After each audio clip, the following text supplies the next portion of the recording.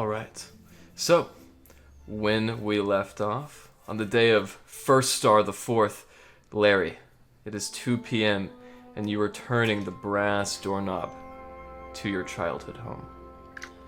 As she does so, and the door veers back ever so slightly, immediately you guys are confronted with a plethora of scents. And as you enter the familiar premises of your old home, Larry, your nose is immediately greeted by a refreshing waft of mint, lemon, onion, and other southern spices, the aromas indicative of Marchand's delicacies. As you look in front of you now, heading into the hallway, you see a broad white banner that suddenly appears across the ceiling. It says, "Welcome Home, Larry," in blue ink, and a prestidigitated sparkle illuminates the words as you read them.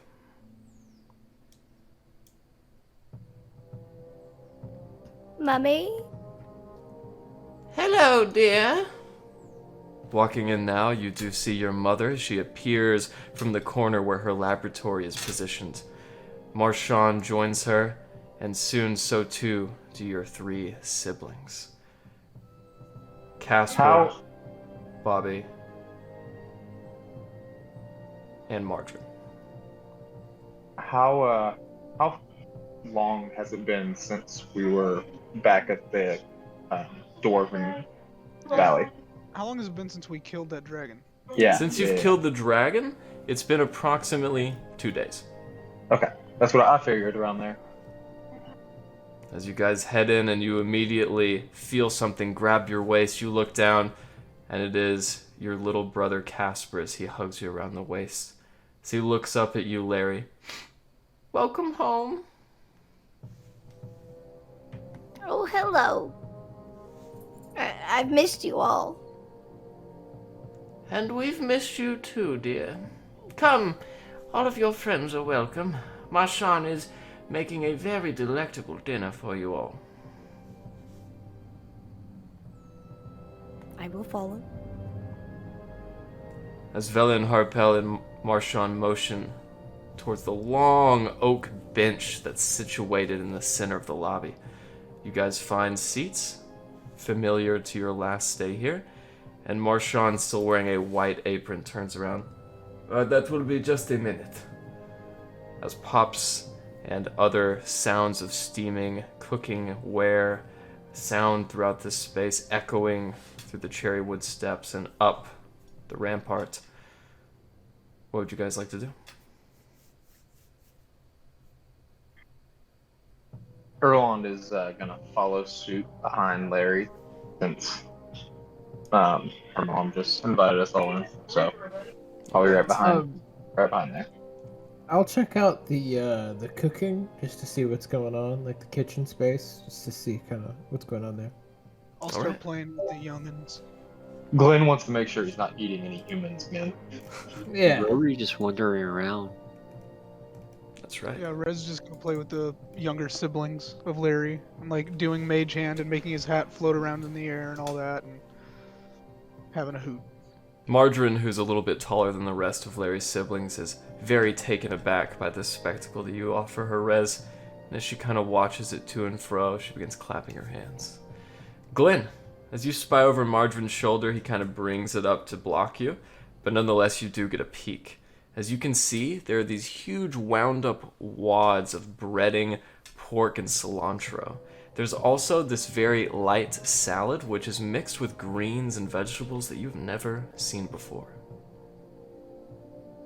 After about 5 minutes of waiting on your dinner, you guys are served an entree of dolma and kafta, the very wide, effervescent salad, and those wads of breaded, almost corn dog-like treats. We will be having that for an appetizer, and Larry, I know how you like my baklava. That will greet you for dessert.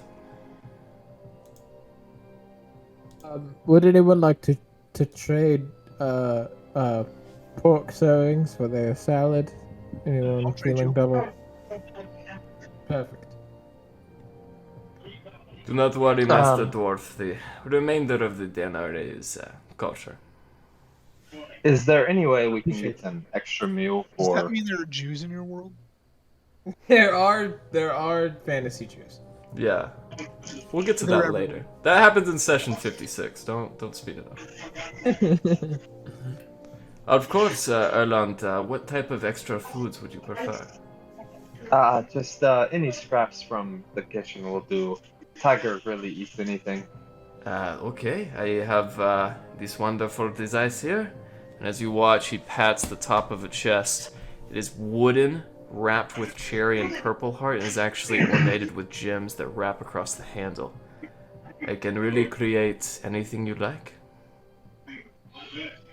Oh, nothing special, really. He would eat a rat if you had it, but I see, this is for the little one then. And as he pulls up the lid of the chest, he pulls out a very wide, seasoned and grilled trout. Will this cut that it? that is perfect. He will be your friend forever. Alright, here you go. As he slides it across the desk, you can already see the Yeti's mouth salivating. Rory, as you go about these familiar surroundings, go ahead and roll me a perception check.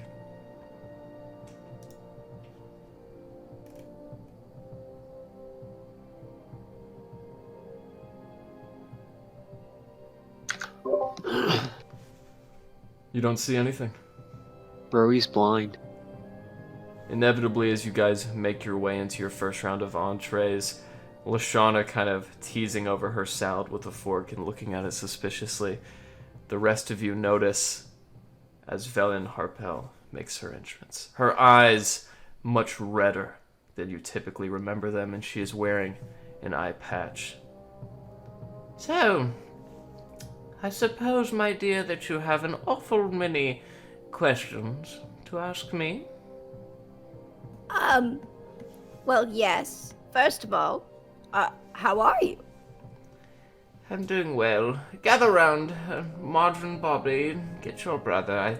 I'd like to have this conversation as a family. You see, your sister, Larry, has learned something which I had better preferred remained hidden from the rest of you. But as you might have noticed these long years, I am a human, and you are all kobolds. Well, this has been nothing more than a facade, a front to obfuscate the truth. I am, in fact...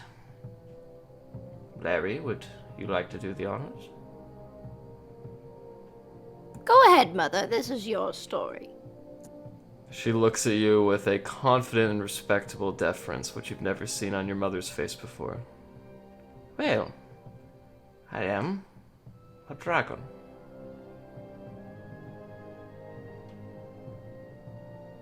But no less your mother. Why did you keep this from us? Well, you are all my children, and I did not want to come into you a secret which could undo our family. If anyone, let alone the rest of the Dwarven Valley, learned of my nature as a dragon, and you of my offspring, they would kill us all. I But see. that is not all. During our youth, your father and I got up to a bit of rambunctious in the south. We may have even preyed on the people of the world to amass our hoard. But those days are far behind me, and I assure you from henceforth, I will not keep anything from any of you.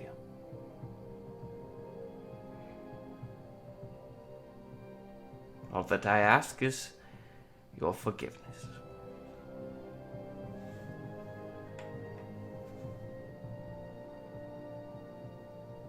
Well, where's that food? Smells good. Just one moment, it is almost finished. A few moments later, Marshon turns around with a steaming hot plate of mansaf. This, another green enshrined dish, at its center is pork, some fish, and also lemon slices, which are combined to make this very interesting goulash-like salad. I of course took the pork and other meats from yours, Master Glenn. Much appreciated. Thank you so much. He slides over a plate to you, Rory, and he kind of looks you from toe to head and then slides a second one over as well. Madam Harple, Yes? do forgive me if I am overstepping, but the word horde did cross your lips just a few moments ago. Do you still have that horde? And if you do, might we see it? You're not overstepping your bounds at all. All of you are Larry's friends, and as far as I am concerned, surrogate members of our family.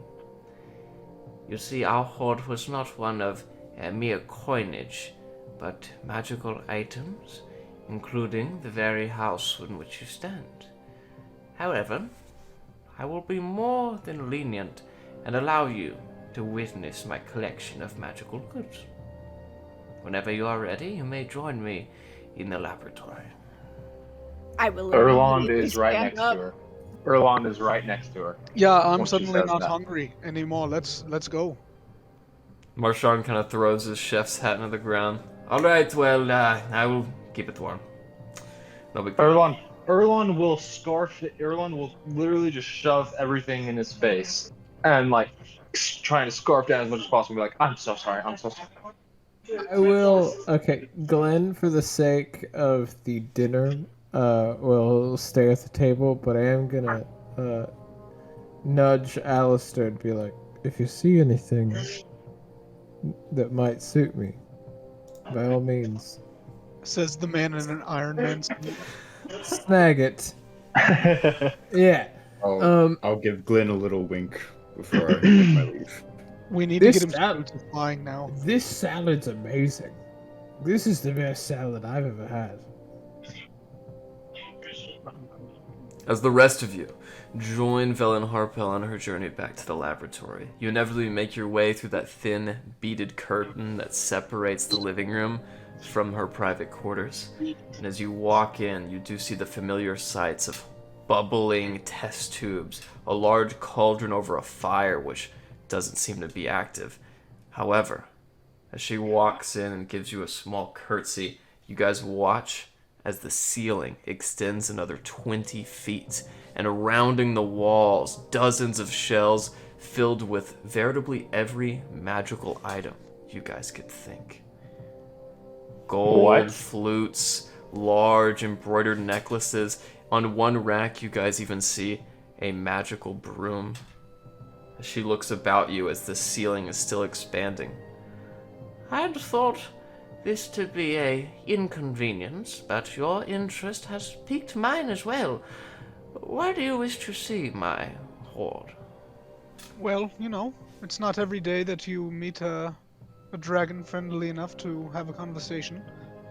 Figured I'd throw it out. You know, never know what could happen if you don't have a conversation.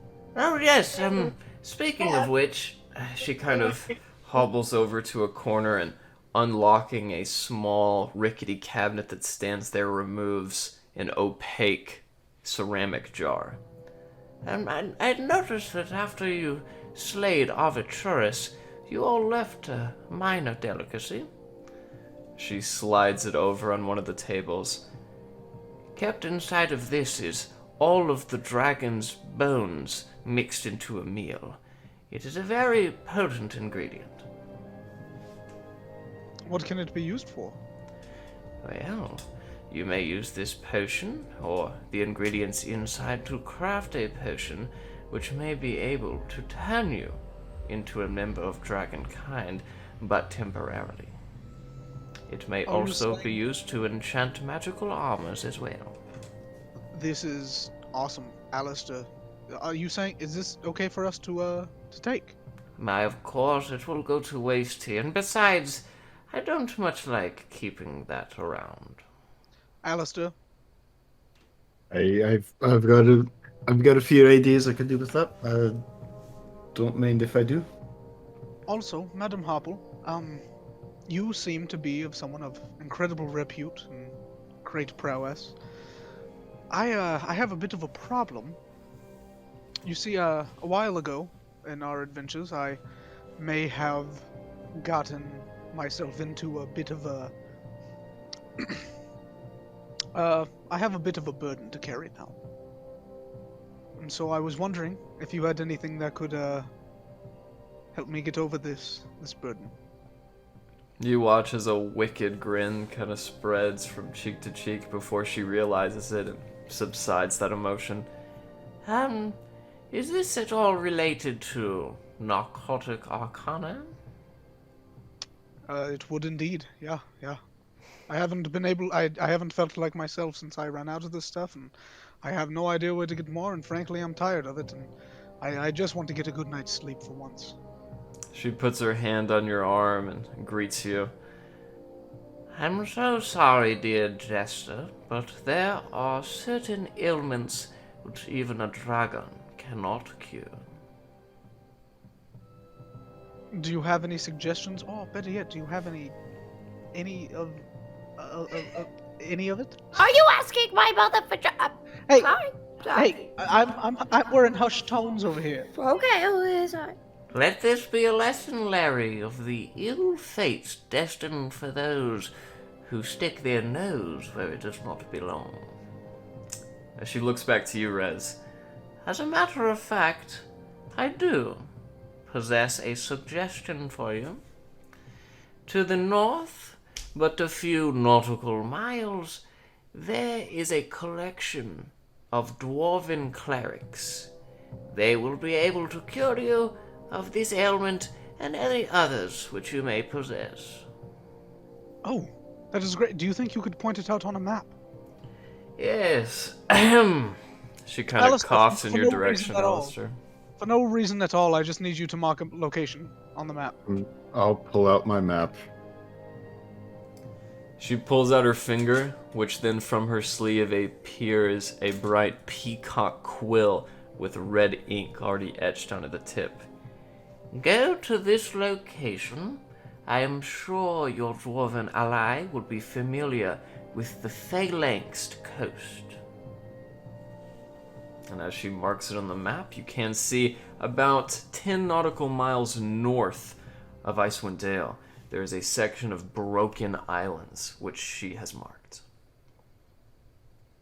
And you got any other interesting places you want to mark on the map while you're at it?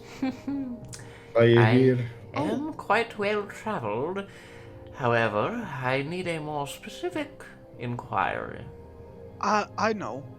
Do you know anything about a location named here on the coast? I believe it was, right, Alistair? Named Broken Beak. Do you know anything of that? As a matter of fact, I am unfamiliar with this location. Ah, damn it! I am so sorry. Where is it? I need to add it to my lore compendium. Don't worry about it. Sounds like a bunch of hooey. So does much of what you discuss in my premises, but as a host I must entertain you. Now then, shall we return? I do think I smell the sweet scent of cinnamon. Ooh, cinnamon.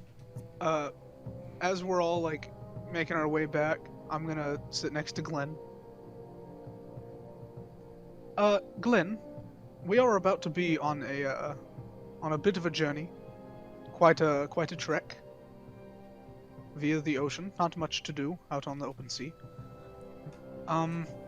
So I had a question. Yes.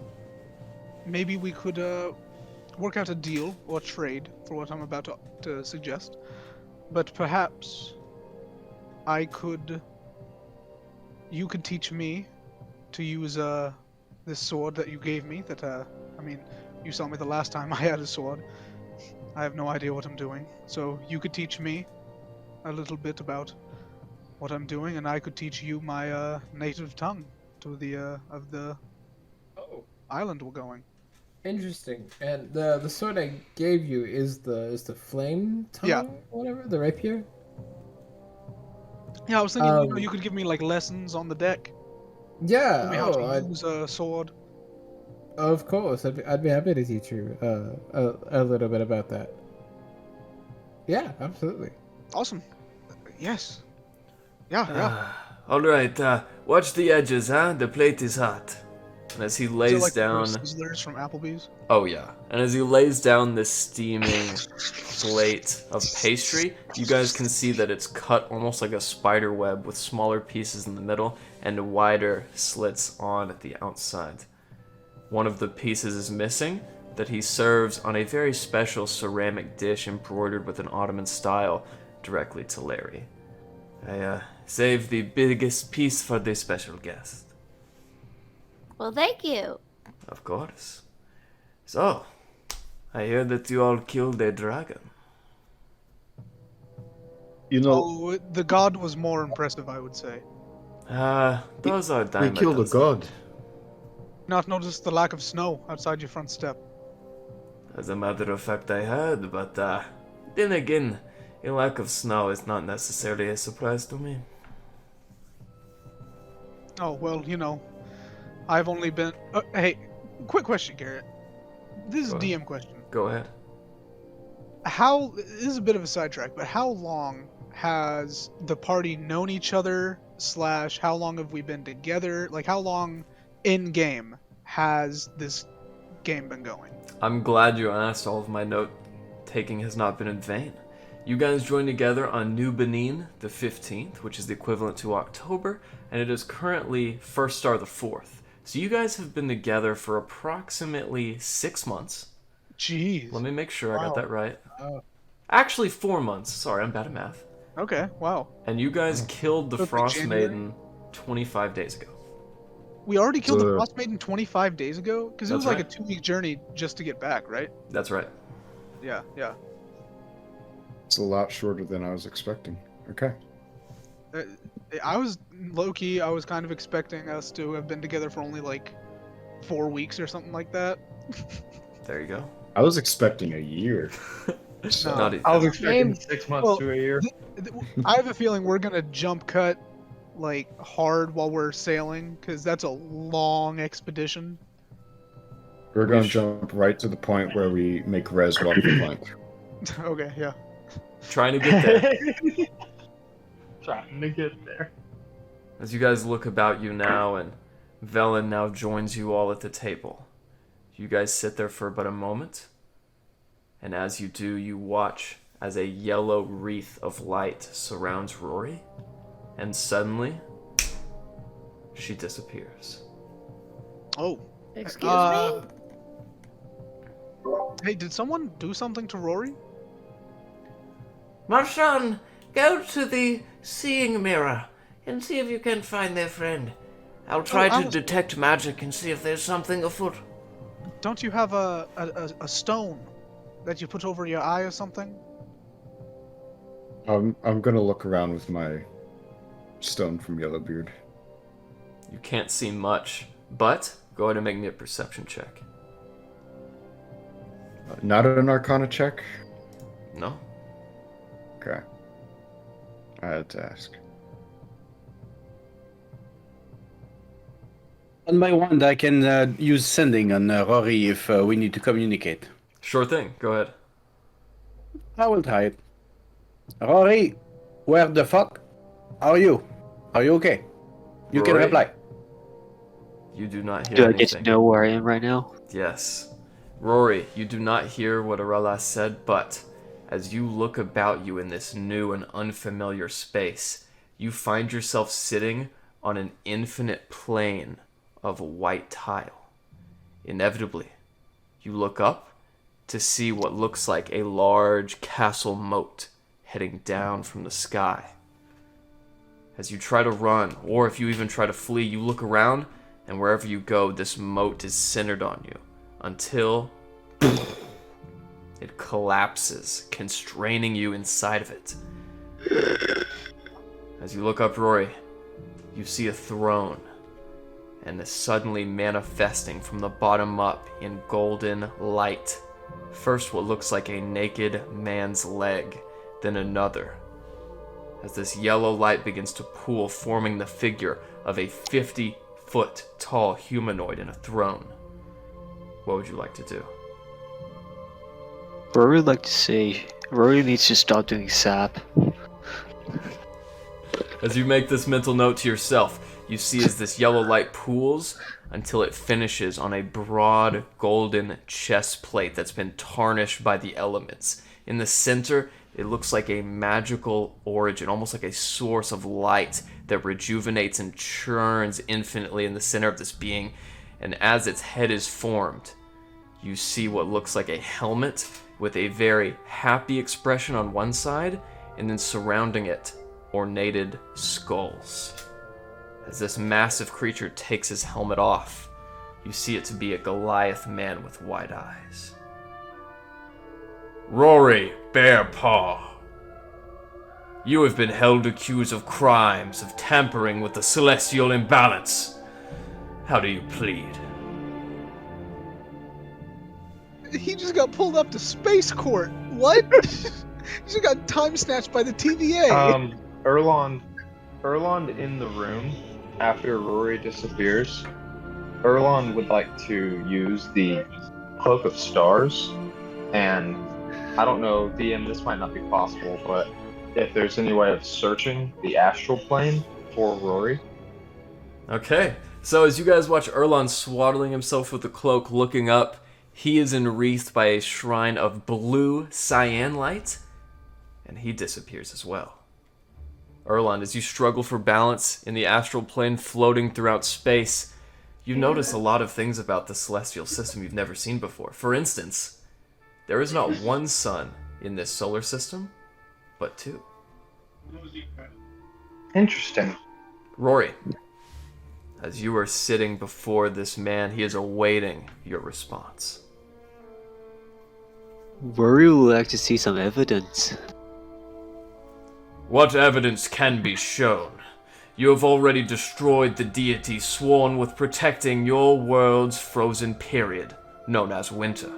Not only that, but your deity, Kuliak, is the servant of death, which you have also disturbed unnaturally, am I not mistaken? Pause. DM, good question. Was I in the session when that happened? Yeah. I do not recall. Well then. We will sustain punishment yet, but if you continue to interfere with the celestial balance, know that your deity will be summoned, and your powers will be stripped, Rory of the Bearpaw.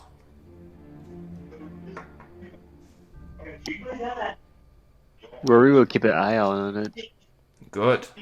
Henceforth, you are to maintain your clerical oaths and domain, and if not, lose all of your abilities. Have I made myself clear? Rory, hear ya. Erlon, can you go and push to talk? And with that, I'm so sorry. in a snap of light, Rory is brought back to the table. Where have you been, Rory? You have committed crimes against Kilrador and her people. What say you in your defense? Rory was in the bathroom. Everybody roll an insight Rory check. was in the bathroom. Everyone leave Rory alone. I love how Rory goes and comes right back, and Erlon went off looking for him, and now I'm looking for her, and now I'm just out there. As We Marshawn clearly is just busy worked putting very on his hard. winter, Seems plausible. as Marshawn is busy putting on his winter attire, he looks back. Oh, Master Harpel, she has returned. Inevitably, Velen walks in. Oh, good. We thought you had been disintegrated or something. Oh, Rory just went to the bathroom. Alistair, you know that's bullshit. Something about that. No, that his first roar is 2. That doesn't count. For a perception check.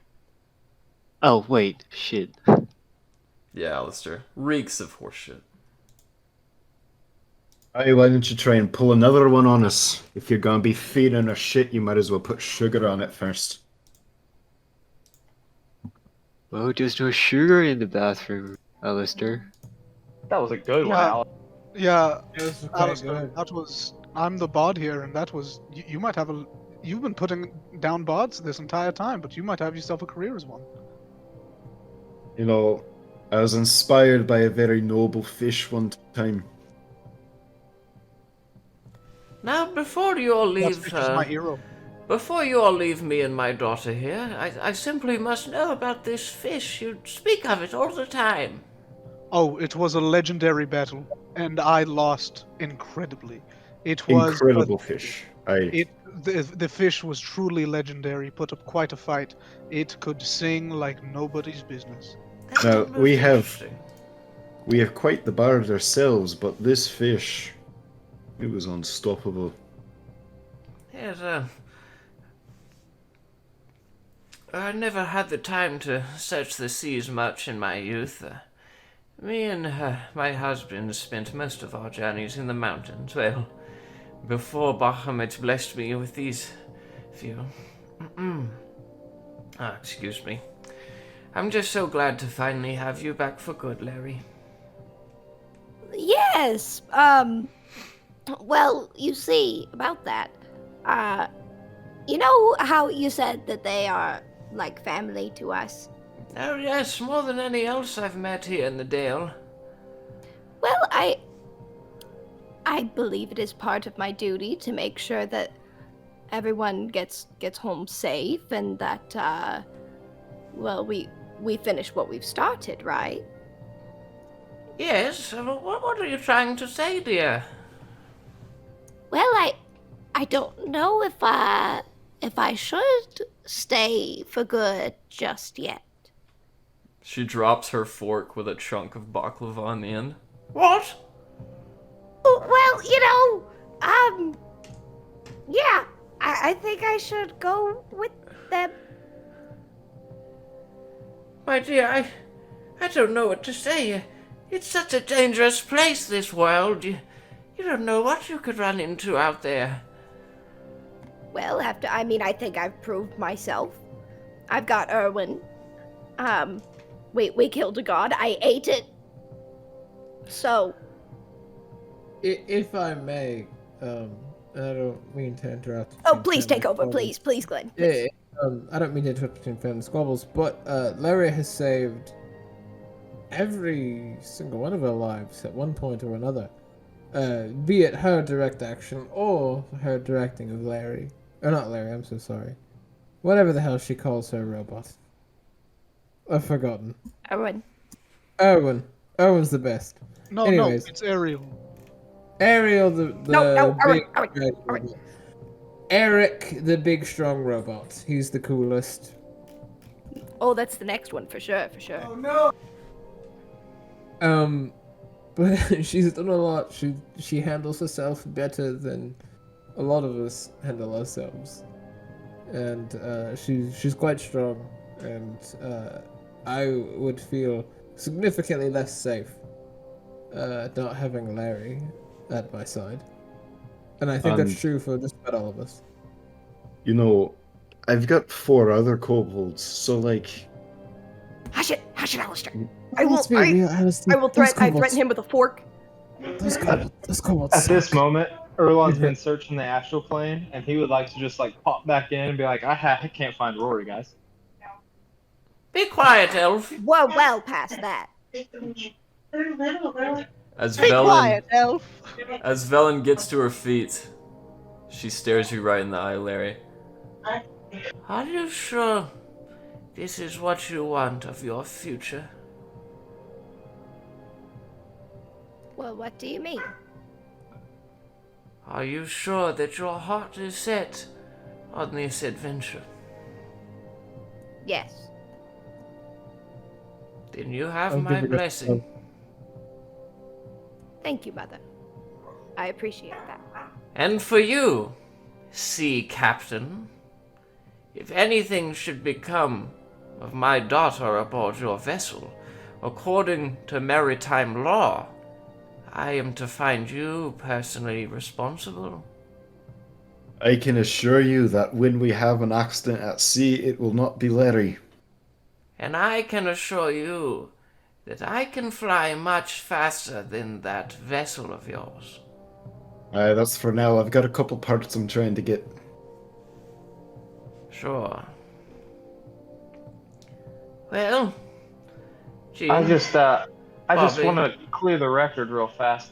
I'm not a sea captain. I'm a sea elf. I appreciate the nobility, but Erland, you're like behind. Arlon, she was talking to me actually. okay. Everyone's running an Internet Explorer right Well, now. I'm. How long have I been going? She's talking to me, Fuck. the coolest captain. You all 14 need to stop days. talking before I am unsure about this. Everyone eat your food. Oh, you Yes. love us. I do. As she looks over, Bobby, Modron, Jean, and then she slaps herself on the forehead. Oh no, Jean is dead. Casper, yeah, say goodbye to your sister. Oh, we're not leaving now. I figured we'd stay the night and converse and share stories and. It's probably a good idea, though. Right. We probably Now, should. Rapids End. Well, Didn't nonetheless, a thing break upon landing here? no, that was Bryn Shander. It's been fixed. Right. Gotcha. Well then, enjoy what will become your last meal. I'm not dead. Oh no, but compared to Not my yet, cuisine, Larry. right? Not yet. As you guys go about enjoying your meals, Rory, you notice throughout the day as you continue to eat, every once in a while your belly will send a shock of burps and vibrations up your mouth, which expel as yellow stardust. And inevitably, noon turns to afternoon, which turns to night. As you guys are all busy telling your stories, Marshawn kind of looks across the table. So anyways, how hard was it to kill a god? Not that hard, to be Surprisingly, honest. I just turned Larry into a dinosaur, and she ate it. I really did. Chop chop. Dinosaur, you must have been to Caliste not too long ago. Yeah, I saw a really interesting exhibit. Is that right? In what city? I believe it was they had to completely rebuild it a few decades ago. What was that town? You're from there. You must know. Of course. It was destroyed. I want to say 3.5, 4 decades ago. Oh yes, you must be talking about Eritrea or Harambol. Yes, it was Eritrea. Yeah. That is a wonderful place. It is my home city. Oh, seriously? And you didn't even point it out when I was talking about it. Well, my childhood was not as luxurious as I presume yours was. Oh, well, when I was in Eritrea, it was not. Anyways, did you make it out to Ishmaeli? Once or twice, official business and that. What do you think of the Kinku of that city? They are most adorable creatures, Aren't truly. they? They think they're people. A bit, what is the word? Rough around the edges, I think, is what you say. Oh, yeah. Inevitably, it is time to go to sleep. You guys can make your quarters up in the small residences that are in the hall where Velen and Larry's siblings sleep, or there is up on the staircase a short balcony with 3 rooms that you guys can stay in as well. Larry, what does your room look like? Come with me. I follow Larry tentatively. As you follow in Larry and you open the walnut door to your room, you see it is just as you kept it last, except that small gilded eye holder that kept your false eye in has obviously had its eye removed. So what does it look like? What does it look like, Larry? I was gonna ask you the same thing. It's up to you. There's just a lot of what seemingly is garbage, but just crumpled up papers and different drawings and metal and scrap. You kind of gotta push things out of the way to get to the bed. And this is where I sleep, and on the bed there's still like metal and papers and stuff. Isn't it beautiful? Oh yes, I want to find the shiniest thing in her collection. Don't touch my things! Make an investigation check.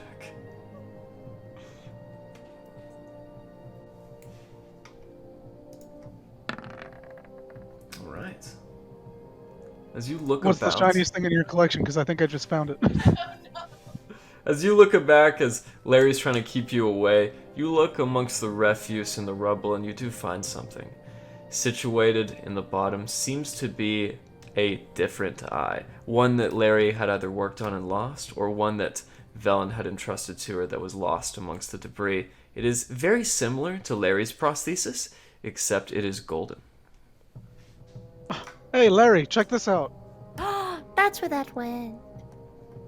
I don't know if it really works, but you could hold on to that for me if you want. I hold it up to my eye and squint the other one. As you look Can into I see anything through it? In fact, you cannot. You would have to actually applicate the prosthesis in order for its magical enchantment to work. Oh yeah, Larry, I'll hold on to this for you, definitely. Thank you. I'll pocket it. Either of you can roll me an Arcana check if you wish. And I will say, Larry, you know this to be an eye of Ursat's, much like your own, except it would give you proficiency on perception checks if you do not already have it, and if you do already have it, it'll give you a +1. Actually, Rez, can I trade you this one for that one? I lost that. It was in my room, so. You already said I could hold on to it. Rez. If you can get it. I'm just holding it above my head, and I changeling shape to make myself as tall as I can. And I will hit my hammer on the back of his elbow so that he has to drop it. Alright. Are you attacking me? Yes. Go ahead and Are they? go ahead and roll your attack, Larry. What is going on right now? A little PvP. Oh, okay. Alright, that strikes, and as it hits your nerves, you just instinctively let go. Larry, as it falls down 5 feet from the hunched over Rez, who's now up into the ceiling, go ahead and make me a sleight of hand check. Okay. Alright, as the eye comes down, you barely caress it with the tips of your fingers and knock it back into your palm, where you firmly grasp it. Why would you? You got me right on the funny bone. And I Why pop would out you my other eye, I put this one in, and then I toss him the old one. As you catch it? Why? It's slimy. Oh God, Larry! I flick it, and like a string of snot or whatever slings off. Oh Lord! You're welcome. Oh. It's a little piece of me for you. I go find Alistair, and just, Alistair, I have a gift for you. Open your hand. No. Alistair, here, just take it. Just open your hand. I'm gonna open my cannon hand.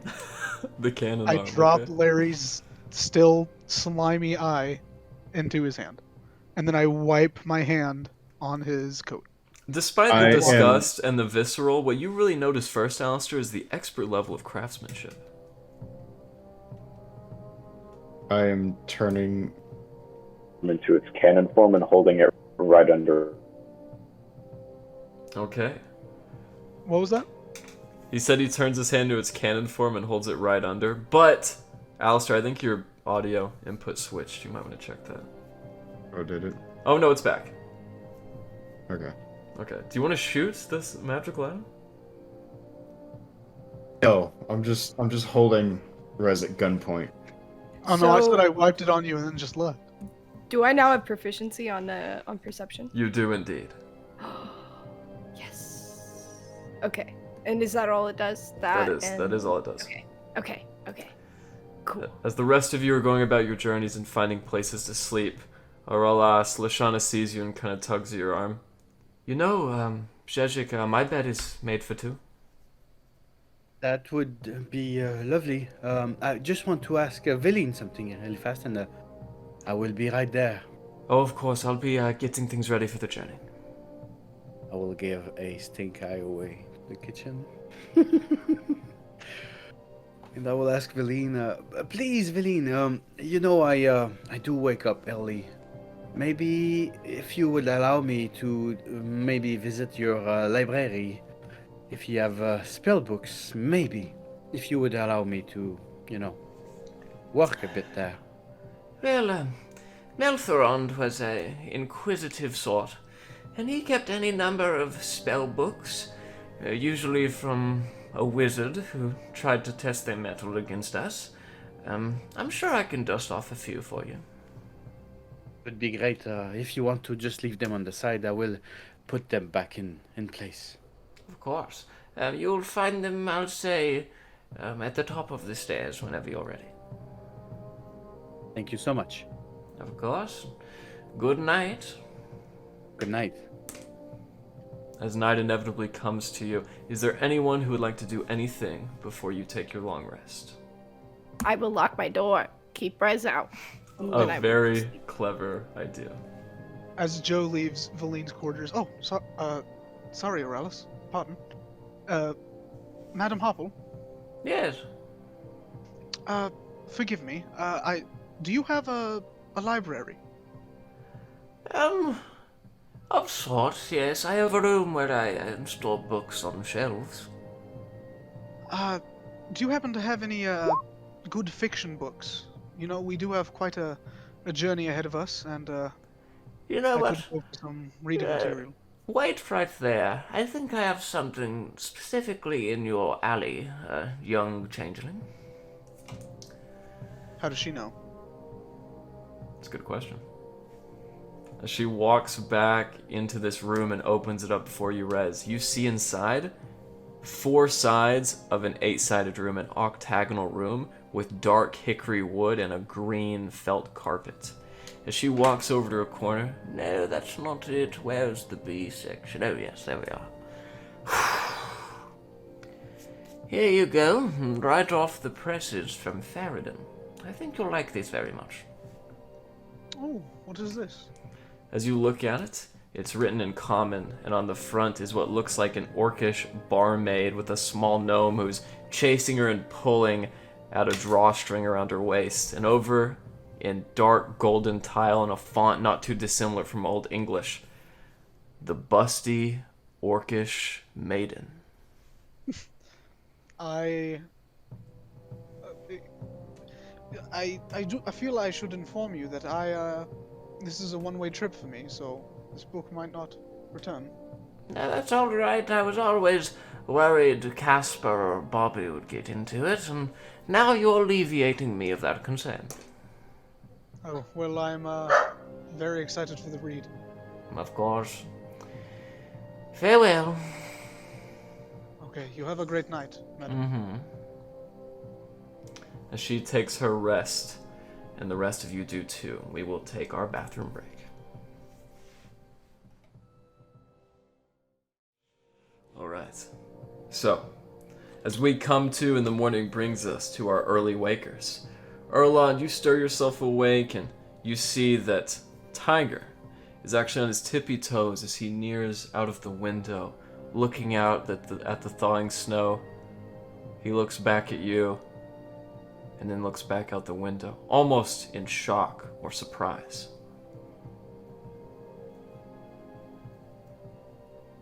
Orlas, as you wake up in bed with Lashana, you stir awake and you realize that your hand is around her waist.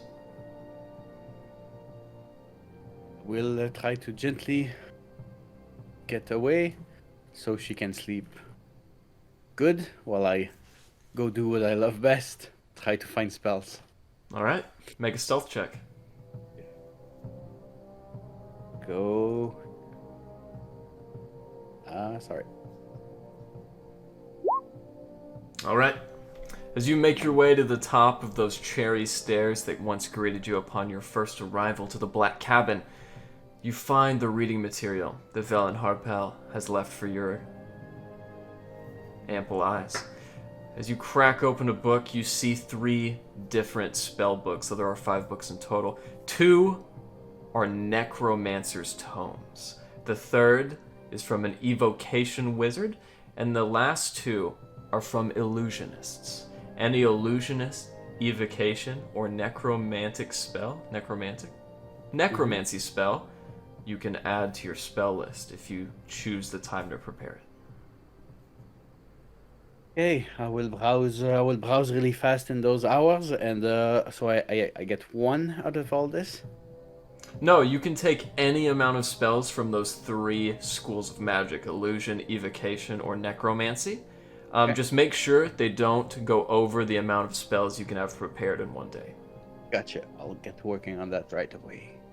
As you do so, That's my morning. the rest of you stir yourselves awake, and the day has arrived. I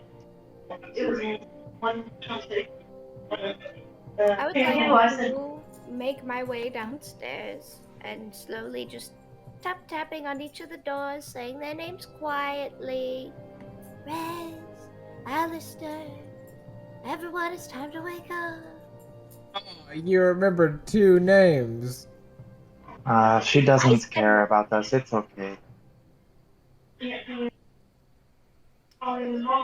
With The that, other Alistair, tertiary characters. Alistair, you don't sleep nearly as soundly as everybody else. And as you wake up, go ahead and make me a Constitution saving throw.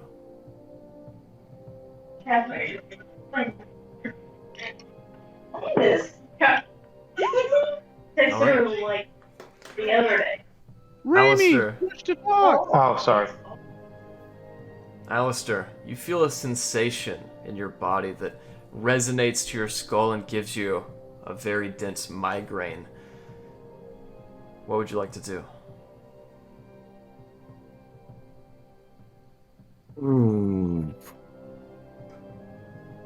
Migraine? Yeah, your head. I was gonna ask, how long, if it wasn't already created, will it take to do my dragon scale now? I believe it had already been fabricated by Okay. Alistair Yeah, the Alistair night already before. made that, didn't he? Yeah, no, that's right. I'm sorry, I just noticed. Do I have any idea what's causing this? You have had this type of morning and similar nights ever since a very certain scenario befell you on the seas. If you would like to, go ahead and roll a perception check. Yeah.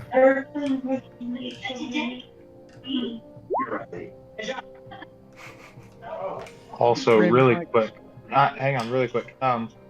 The Staff of Frost. It says on my character sheet that I have 10 charges, but on my character sheet, it's telling me I have 11. Was that a mess up on my part, or do I actually have 11? You gained the extra charge from attuning to Ariel's orb, Gotcha. so you do have 11.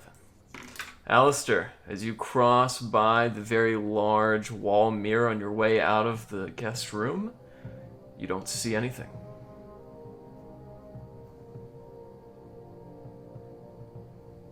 Okay. I'm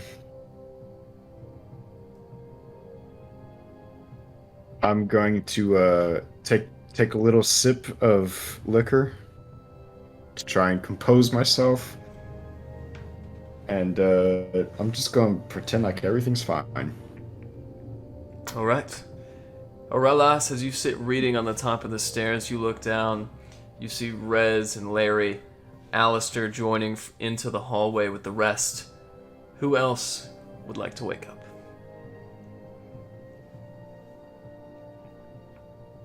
Erland, I believe, would probably already be up. Yeah, you're already awake, Erland. You woke up with Aurelas, so Glenn, I would like to just go ahead. I would like to just be outside, tuning into my star glass and, kind of studying the cloak and seeing what all it does. Okay, make me an Arcana check. And Glenn, I saw your hand raised. As you enter the hallway, go ahead and roll me a perception check as well. Of course, of course.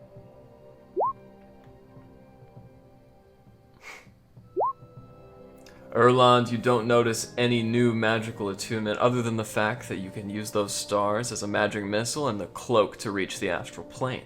However, Glenn, you do notice something in your old sailing buddy.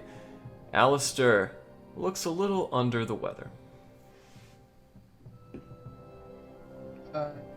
Divine sense. Do I get any undead, celestial, or fiend from him?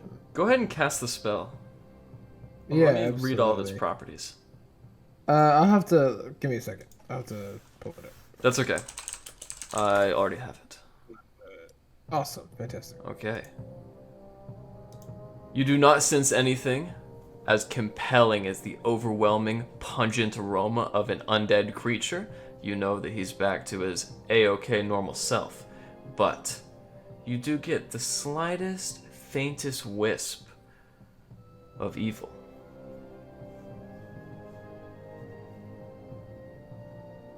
Yeah, Alistair. I was just wondering. I said I'm fine, Glenn. That's great. I'm so glad to hear it. Did anything like come about? You know, like we did the thing that we were supposed to do with you. Was it? Like, are you feeling different? Did something happen?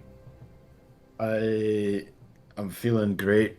You know, things are great. Alistair, you look like shit. Oh, good morning, Alistair. Oh man, are you Alistair's- sure we should head out Alistair, today? are you Alistair's dead gonna again? drink Your more. hair You don't look well. I'm fine. I'm fine.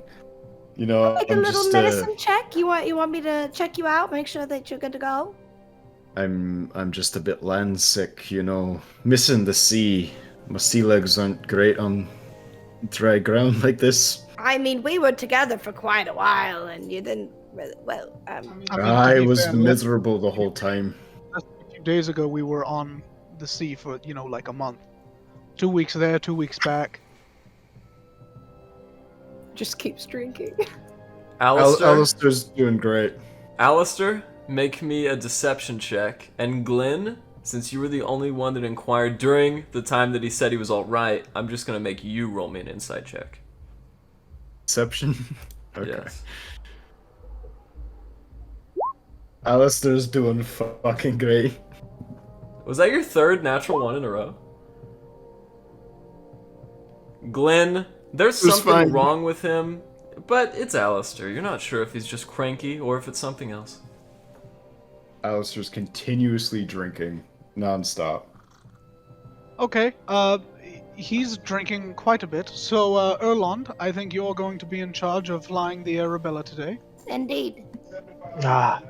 Well, I can fly a griffin, so Or Glenn, I guess one I of can you. fly. So I can help. So here's Yeah, my Larry. my suggestion would be Larry fly the Arabellum, and I would still hold the griffins because animals are more so my thing, and Yeah. you know. If any of you are planning a mutiny, I will kill every last one of you without Well, Look, planning hesitation. you're a just mutiny. under the weather. We just don't trust you with our lives 500 feet in the air at the moment. I'm land sick, that's all it is. Just get me back to the and sea, I'll be right as the rain. air won't. Yeah, Getting in the sky will not fix. I am perfectly Land- capable. That's exactly the sky is not the sea. I'm doing so it's I'm not- doing great. Alistair, you're drunk already. We woke up 10 minutes ago. Yes. You are not I- flying the Arabella today. Truth, and truth. I have not been drunk for 4 months. And now you're very drunk. Okay, all in favor of not letting Alistair fly the Arabella today, putting all of our lives at risk. Erland is not going to vote, and Erland is just going to walk to the griffin and get on. Okay, Glenn is voting for us. Aurelius, what about you? Do you think this drunk maniac should be allowed to have our lives in his hands? Aurelas, as you look down the hall, you can see them talking to you about 20 feet away. I'm not Fair at enough. it. We can't hear him. That's fair enough. I feel whatever he does so far is working great. So whatever you like. No. Rory? He's Where's drunk. Rory? I'm fine. I'm Hey! fine. I'm doing great. I'm really. Rory, I'm Rory great. just what you guys want from Rory. Rory? Alistair's drunk as fuck. He's going to put all of our lives in danger by flying the Arabella today. Not So true. I did. saying- Not true. We're saying that Larry or Glenn should fly the Arabella today. What do you think? Just not Alistair. I mean, Rory think Alistair have a mechanic arm that can fly us. I think that Larry is That's perfectly a great capable. point. That's a great point, Rory, and that's why I've always That liked you. doesn't even make any sense. Madam Hopple, would you trust this drunkard to fly your daughter? No response. Mother's I mad. already told her. Everyone's gone crazy today. Fine, why not, Alistair? You just fly it, and we'll all die. Hey, with Larry, They next to me. built With Erlon walking towards the griffins, I'm going to. I'm curious before I cast this. Have I talked to them enough to where I don't have to cast Speak with Animals? Nah, you would unfortunately still have to cast that spell. Okay. I will cast a Speak with Animals. And, hey, guys, so we have a friend of ours back here who normally, tows the ship here. Would you guys think that you could fly us safely enough and land us so that I could, fly the ship and stuff so that we have a little bit of safety going on? I don't know what that word even means, but I'm more concerned with the dragon. Okay, yeah, got it. Yeah, Larry, Glenn, I think one of you guys is going to be flying the Arabella. I'm gonna have to take care of it. Hell yes. Erlon, that's what I'm talking about. You voted with us. It's 4 against 3. Alistair, you're sitting in the back of the cart with me. I think You're a it's, bunch I of think it's, traitorous bastards. I Just think it's get worth. drunk enough and fall asleep. Yeah, just take a big old nap for this one, Alistair. Glenn, I you think, think 'cause- we could fly it together? of course.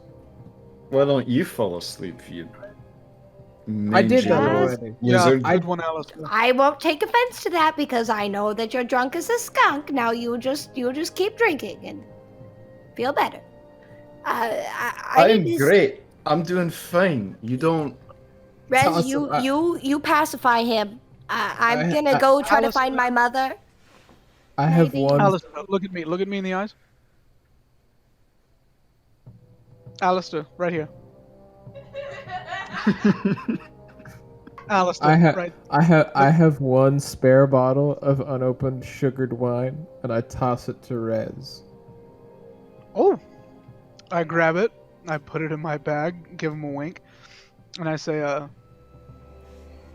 Alistair, I highly suggest that you just go along with the plan that we are making up as we go along with it. Just take the back seat, take the day off, relax. And I cast suggestion at him. Okay. Alistair, make me a wisdom saving throw. What level are you casting the spell? Let me double check everything. There's nothing happens at a higher level. So just level 2. Just level 2. Okay. I would like to use my crag cat fur coat. I knew that was coming. That's why I asked. Okay. Make your wisdom save. Wisdom What does save. the fur coat do? If I succeed, I reverse the spell back onto you. Correct. Okay, so I just go along with the plan that I.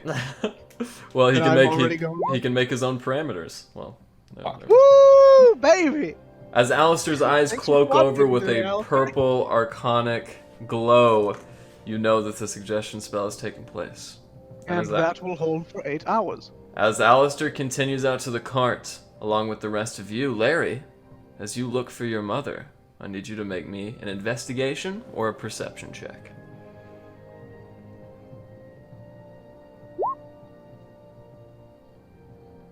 Alright. As you look about, you go to each room, searching them thoroughly. You go to the small library, the laboratory, her private chamber, and another room which no one else has been to, her testing chamber, where she attempts to use each new magical item in Artificer's Infusion. and you can't find your family anywhere. Any of her family? That's right. What about Marshawn? Would you like to look for Marshawn? Yes, I would. All right. Anybody. Sleeping in a hammock that's tied to the corners of the pantry, you find Marshawn sleeping. Hey, Marshawn? Yes, Larry, how are you? Well, I'm fine. We were getting ready to pack up and get on the road, but I can't seem to find anybody. Oh, yes, this does happen in the morning sometimes. Come outside with me. Oh, okay. As he swaddles himself in his big perk and finds the rest of your party out there waiting, he looks up in the sky. Master Harpel! He says that a few more times, no answer, and then finally, he takes out a whistle that's shaped like a red dragon's head. As he blows into it, Larry, you hear this chirping, loud noise in your ears, but the rest of you hear still silence. Is she reacting like a dog to a dog whistle right now? If she wishes. Sure. As you hold your ears and try to run away from the sound, the rest of you see a spot open in the sky. As it grows bigger and bigger, the griffins start to engage with it and freak out as they steer away from you. Erlon, make me an animal handling check. Ow! Ow! As they are completely petrified of this massive red dragon that comes crashing into the ground. Erlon, you hold on the reins taut, and as you still them in place, the dragon makes a very elegant landing next to all of you. On the dragon's back, 3 kobolds hop off. Margarine, Bobby, and Casper. Hello. Sorry if I scared you. No, maybe the griffins, but we'll deal with that. I just wanted to say goodbye to everyone before we head out. Casper comes up and hugs you around the legs. Bobby hugs you as he is the same height. And finally, Margarine covers all of you in a massive bear hug. Bye, Wary. I will be back, I promise. I know you will. And Casper looks up. You better. Now then, leave your sister to her business. She has memories to make with her new friends. Goodbye, Mommy. You've got new friends, Larry? Yeah, Larry, That's who are you. these new friends? Are you cheating on It's us? you guys. No, it's not. When were you gonna tell us I'm- about your new I friends? don't have. Yeah, what other do you adventure- see me? I what other can't make. adventure I group are barely you? made you guys as friends. Okay. Who are her You new rel- friends? Friends is stretching it, okay? You rally a mutiny and now you're replacing us with new friends? Okay, Despicable. Glenn. Let's get I'll moving. load your drunk ass onto the Arabella. I'll play you a tune. You can follow. I've never been drunk in my life. I don't know what the fuck you're talking about. I assume he says this as he like Gets in stumbles on his own back. accord, yes. As the dragon looks about you all. Drunkard life. Now, Larry, I hope you'll be using that orb to communicate with me once every night. I would like to hear of your adventures and whether or not you need any help. Okay, I will. As long as that orb is on, you'll be reminded of the love that I and your family share. Thank you, Mother. I love you, dear. And as she leans down, she gives a very large, draconic smooch to your forehead and then rubs it in with one of her massive talons. Yes. Thank you. Not in front of the friends. Okay. Oh, yes, of course. Oh, Larry, that's so cute. Okay, let's get in. Yeah, I'm the captain now. Let's go. No, I'm not the So, captain. I didn't say that. He's asleep. I was- It's fine. I was gonna say I nudge Larry with my elbow and I make sure to hand her the reins. It's like, take her off, Captain Larry. All right. Let's go. All right. With that animal handling check, I'll say you've got a pretty good composure. But Glenn, who I believe is now piloting the Arabella, yes? I gave the reins to Larry. Okay, Larry. I want to see how she handled it. Roll me a d20 plus your intelligence modifier. Animal handling? No. Your animal handling was more than competent. Okay. Alright, that's going to be +3 proficiency, +4 for your intelligence. As you make your first artificer's check, it's very weird to steer this item which you didn't craft and was definitely not made for other people. But with Erlon's very astute comprehension of animal behavior, you guys get up in the air very easily. Looking down now, you see the 3 kobolds and Marshawn as they turn away. The red dragon, your mother, staring up. And as you guys disappear behind a cloud, you begin your journey. About 2 hours later, flying due northwest, you find yourself nearing to Revel's End. What would you like to do? We're nearing what? Ooh, I'm sorry. Revel's End, the dock While where the we're- Dread while Heart we're- is positioned. Over those 2 hours, I would like to talk to Alistair. Alistair, do you have any plans for the actual ship itself? Will we need to, if you do, will we need to dry dock it someplace and work out the kinks? I've got a bit of a shopping list of sorts. And we Yes. do need to supply for the journey, so I suggest we stop somewhere that isn't the fucking 10 towns and get some good food. If we're heading out, we should probably stop at Copper Top first. Get what we can there before we head out onto the open water. That is also good. Yeah, so like a short term, so you're saying like get short-term supplies, make our way to like a major port, get everything we'll need for the long journey, do some renovations, and then head our way out? Is that what you're thinking? Whereas, come here. I'm gonna Yeah. clue you in on something. Yeah, okay. I think I can make the ship invisible. Are you shitting me? They just slip on by. No one will know we're there. We can kill them and steal all their shit while they don't know we're there. It'd be great. Great time. I'm not going to lie, that would be incredible for what we have to do. Because Listen, I figured we would talk Rez. about this more later, but we have like an entire castle. Anyways, yeah, what are you saying? Are you any good at healing? Healing? Like serious healing? Like, Yeah, I'm yeah. talking curing some shit. Like curing? I got this friend, right? Yeah, Right. yeah. And he's got something serious, and he might not be long for this world anymore. Oh, that does sound serious. I would ask Rory, but she scares me, to be honest. Yeah, no, that's very fair. I if I'm being honest, I do believe that in the near future I should have the capability to do what you speak. But at the moment, it's a little bit beyond my wheelhouse. Larry? Near future isn't helpful. Larry, roll me a d20 again, and I need Erlon to make an animal handling check. Is this friend Glenn? Rez, you are not sure. I asked that out loud to Alistair. Are you talking about Glenn, Alistair? Yes, I'm No, talking about Glenn. I think that Glenn? I think that was a mistake. That's an advantage. I think.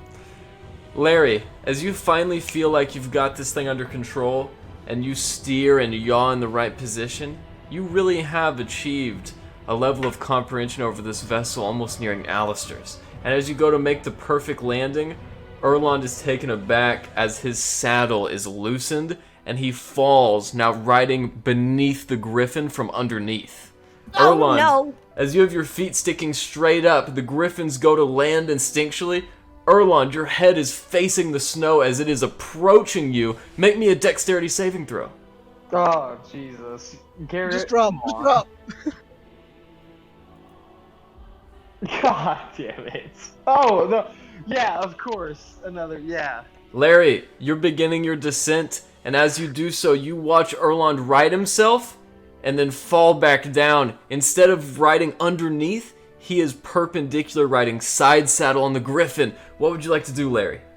Oh man. Just land. Just land. I'm gonna land as well as I possibly can.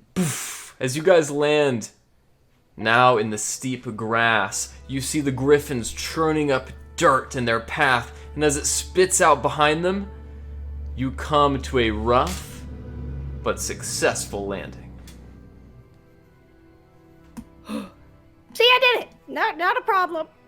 Everything went great. Alistair, next time you be well enough to do that. Please and thank you. I've been well enough this whole time. Yeah. Yeah, let's just get on the boat. Well, As you no, guys- let's go to Cop Top, and you know what I'm talking about. As you guys do so, heading now towards the boat, you can see that the sails are at their taut and high position. You do catch out of the corner of your eye, Alistair, one of the sails lagging behind as the kobold forgot to raise it. And as you guys near the plank, you see one of the kobolds wearing a gnomish high hat salutes you on your return. Erlond is as we all start walking towards the boat, Erlond's gonna kind of get up and brush himself off like nobody saw him. Like, okay, well, just walk off. Welcome back, sirs and madams. The ship is in working order, however, we have misplaced the dragon's egg. You did what? I searched your Zach's quarters, Captain. made- I couldn't find it. Wait, you had a what, Alistair? I had nothing. I don't know what you're talking about, Rez. Hey, little kobold, what did you say you lost? Don't Oh. answer him. Don't answer him. Your captain orders your silence and your loyalty. Okay, group meeting. Hey, everyone huddle up. Everyone but Alistair, real quick. Does Everyone this huddle mean up. that there's another dragon on the loose? Yo, that fucking kobold just said that they couldn't find that they've misplaced it. They No, I can't didn't. find it. They were fucking with it and they've misplaced it. Oh no A way! fucking dragon egg that No, I didn't. Alistair did not tell us about. Oh, a dragon's egg. I thought he said a wagon's leg. Which No, I didn't no, know it's what a that was. dragon's egg. A dragon's egg? Okay, so what what the fuck? Oh. Alistair, what the fuck do we do about this? How could you not It's- tell us about a dragon egg? It's fine. It's fine. Well, I'm it's not just because it's missing. I'm just building a crew. I'm just amassing a If you crew thought here. That's if you all thought I'm a doing. dragon would do you good. Can you imagine a dragon on your crew? That's pretty Do awesome. you know how long dragons live? Do you know how long it would take to rear a dragon? I'm up for it. It would outlive you, and it would outsmart you, and you would be its bitch. Larry, do you know how long it takes We to just rear a killed a dragon? dragon. I think we could kill another I if we had probably to. would know. Okay, I feel like we're just glancing over the fact that he didn't tell us that he. Where did you find a dragon egg? Around, out and about. He was also a ghost for some time. Are we really this surprised? I know. I'm kind of on the fact that it's lost right now, and that there could be a baby dragon on the loose. Anyway, Well, what if it hatched, and now there's a little baby dragon out and about? Fuck! What if it hatched? Look, that's what I'm saying. Were Yeah. there shell left behind, little Yeah, kobold? Let's investigate. Crime scene I- duo. I've already got 4 kobolds in my crew. I know what I'm doing. I can handle this. This is fine. It's no big deal. You should. I'm gonna really go ahead relax. and say that a kobold, me, is a little bit different than a dragon. My mom, But I've got 4 of them. Okay, Larry. Quick question. yes, Your dad was a dragon, correct? yes, And your mother is a dragon. yes. So why aren't you a dragon?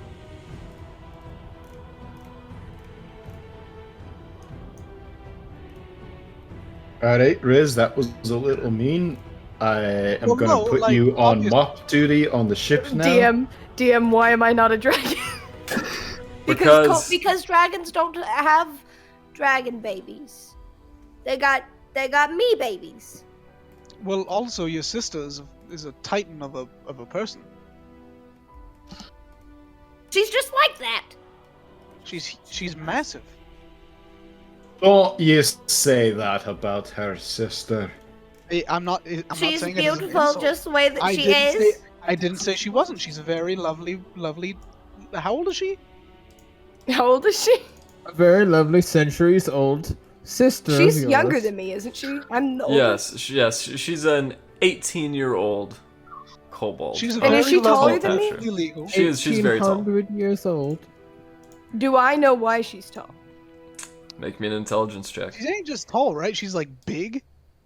Riz, you're on mop duty for the rest of the trip. How dare you well, call her no, sister That ain't wide? happening. Hey, Arnholt, remember when we were young and I would... Hey guys, remember that Arnholt's here. Hey, Arnholt, remember when we were young and I would shunt all of my chores onto you? Oh Arnholt, yes, of walk the course. plank. Whatever. Can I stop pretending to be Rory now? Why have you been... Oh, Why now have you? that And Rory, as you As- look over, you do notice there is another one of you. Nobody asked this when What? we were at my house. How long have you How been did nobody? another one? How did we not notice? Like How long 2 were- days. I even went to bed like this. Have Why Rory? did you become Rory? a Rory? You told me to. No, well, no, I didn't. Yes, you did. Yes, you did. I don't Okay, know which well- one to shoot. Well, don't shoot the one speaking Zemnian, obviously. Just turn into... Let's get on the boat, get out to bay for... Oh my god, I don't even idiot. know what Simeon Glenn, I sounds have like. the solution. I say we shoot both because I think Rory can take it. Okay, you shoot one, I'll shoot the other. Hold up, Alistair. Wait. To ask something that Rory would know. Yeah, ask something real quick. Do it. Does Rory? Rory know anything? I am not even. I am just looking like her. I will admit it is. I'm not her. Okay, up, get in the imposter. captain's quarters and just turn into, something... Come into the captain's quarters with me. below Okay. Wait, no, stay at the captain's I take him quarters. below That's- deck. No. Rory, I'm Rory, putting myself in front of the door to the I captain's don't quarters. go into the and not captain's letting quarters, them I just in. take him below deck. This Into is my Rory. insane. Into Hold my on. cabin. Can we just get going? Rory, who's your favorite member of the crew? Rory herself is his favorite. That's the That real checks Rory. out. All right, but Yeah. actually, I was going to say that too. It's Rory said it first. I'm sorry. You're a liar. Shoot the copycat. We've been discussing how this is a copycat. This isn't like this stealthing among us. Hey, hey, Put him in the brig. look, In the brig he goes. we are forgetting what is important here. First of all, don't talk about my sister like that. Did my check tell me anything, by the way? Larry, after considerable thought, you don't think it's true, but your sister might be a dragonborn. She may or may not be a kobold. We don't really know. Either way, there is a dragon possibly on the loose, an egg missing. So that is the most pertinent of information. Well, Larry, I do apologize for any offense that you may have taken. Very much. I just want to say, in addendum to my apology, you have a beautiful family, and I truly am envious. Well, thank you. Uh, They're all liars, but it's fine. We're all good. Hey, my I family. would just like to say, real quick, DM, I've known from the beginning. And I'm just gonna slip into the captain's quarters for a moment and return. Sounds good. With that, Arnhold looks concerned. Do not worry. Petty white lies never amount to anything too bad. Yeah. Okay. Let's go into my quarters and let's get you a new look, huh? It took me a while to perfect this half elf. What do you think? It looks good, brother, but I think I will stand on the prow of the ship It has been a long time, as in my entire life, since I've felt the sea salt in my hair. Well, yes, agreed. But before we even push off the dock, I think you need to stop looking like Rory, and I don't want anybody to see you just turn into someone else. Good point. Yeah, he maybe you should accompanies be you. a half elf that like looks similar to me, so it's like obvious that we're brothers. I see, I see. Alright, we will go. When he comes out, I'm pretending to be Arnholt, walking around the ship, telling people. You're what to so do. funny, Glenn. Yes, yes. Man, the cannon, the one that we have. Anyways, I'm the mayor. Did you know I'm the mayor of a town or something? Anyways, I'm in charge. I love being in Glenn's German charge. accent. And let me say one more thing. That woman is not my wife. You know the one. I feel like Arnholt and I just look at each other and look back. You know, he is pretty good.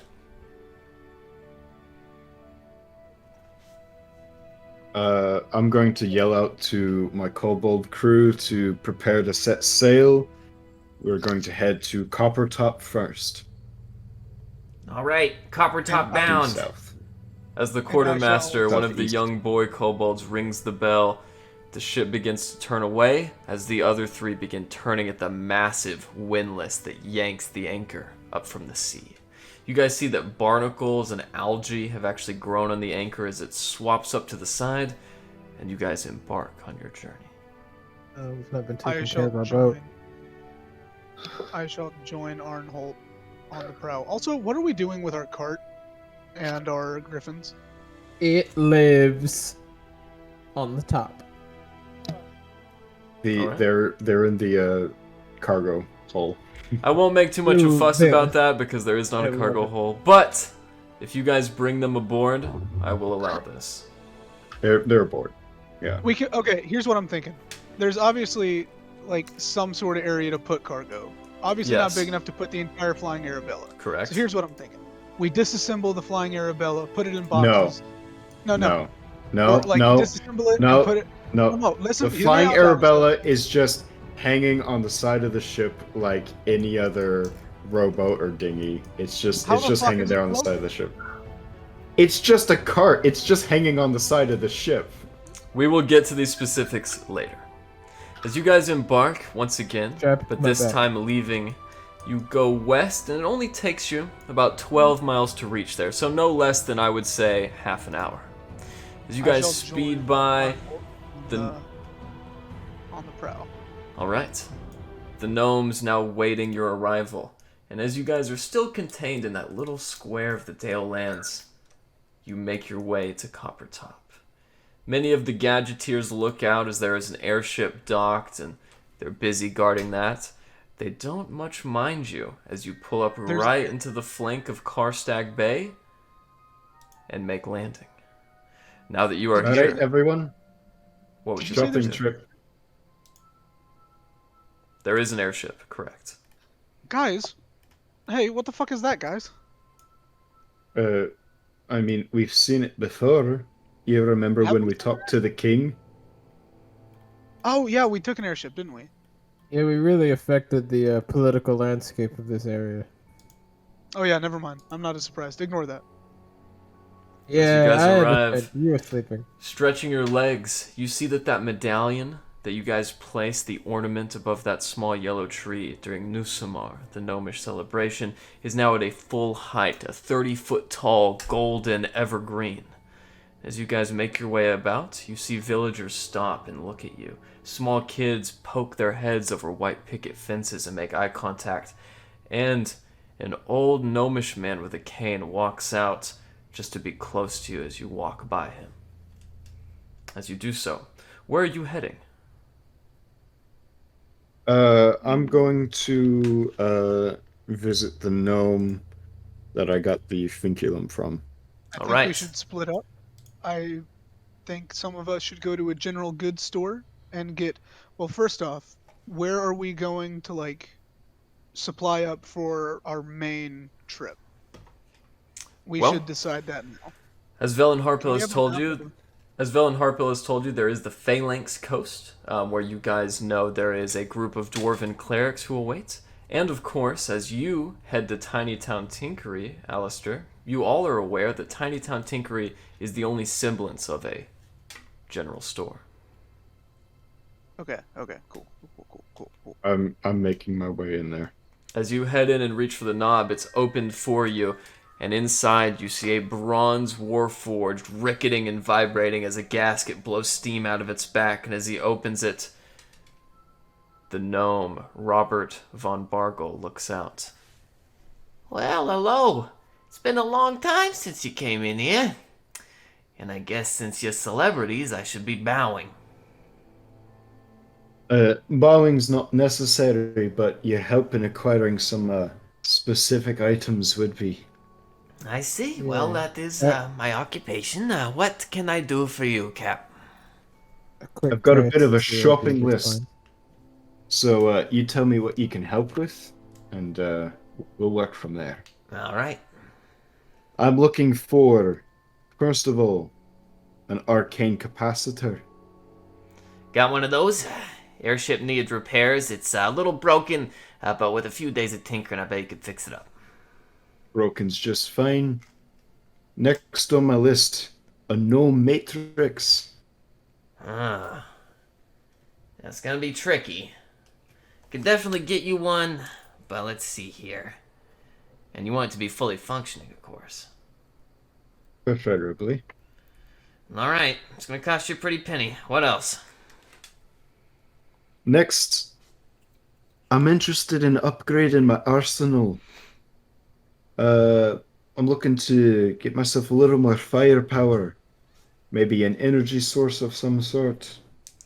Yeah, we did have some arcane cannons, but the guys in that airship bought the last one. I'd see them without any bartering. Thinking something with a little more bite. Oh, really? More than an arcane cannon? As much bite as you can think of. Well, it's not much, but I got a new crate of alchemist fire. Drop that on a guy's head, he probably won't like it. Alright, consider my interest piqued. What's this gonna set me back? Alright, full crate alchemist, plus the broken one, I'll throw that in free. Broken capacitor, I'll never get rid of it. And the no matrix, boy, that's gonna run you 10 big ones. 10 gold sounds like a steal. 10,000. 10,000. Trade the Arabella. Knock him out. 10,000 for the new matrix. Yeah, pretty much. Hmm. And trust me, on your ship, it's really gonna up the ante. I don't think you're gonna regret this purchase at all.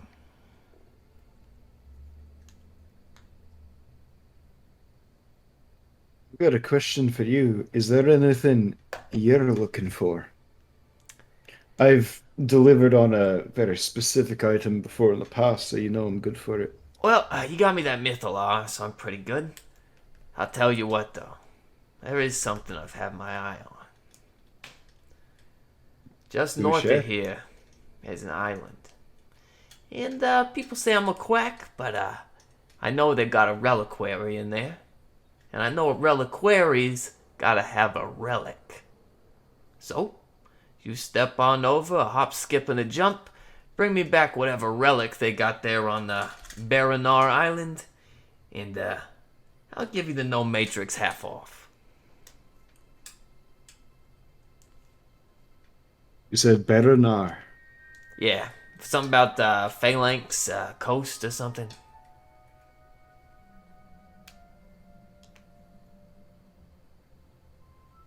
Well, I suppose one little adventure won't hurt. Well, I guess we're settled. Now, do you want to leave me an IOU, some paperwork here, or should we just play it by ear? All right, yep, and I owe you. All right, go ahead. I'm a busy man, you know, ever since I got the Mythalar. You know, I'm gonna pull out a piece of paper. I'm gonna scribble out an IOU, a contract. I'm gonna sign my name, hand it over. We could set up collateral if that would make you feel more comfortable. Sure. What do you got for me? I've got a pristine, handmade flying machine known as the Flying Arabella. That'll do me nicely. I've already got one of those, but collateral is collateral.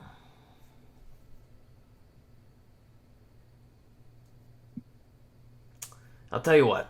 I'll have my boys swing on over, they'll unload it, and after that, we'll go our separate ways. That sounds just perfect to me. All right. With that, you make your way back. As you do so, does anyone else want to do anything else? Does this airship that's here look like the same one that dropped us off? No, it is very dissimilar. This one is almost indigo and it's purple hued wood, something very reminiscent of Purple Heart in our actual world standards, and the sails are these bright white gleaming sails, whereas the gnomish airship just had a big balloon tank that kept it propelled in the sky. Is there a name anywhere on the ship? Go ahead and roll me a perception check.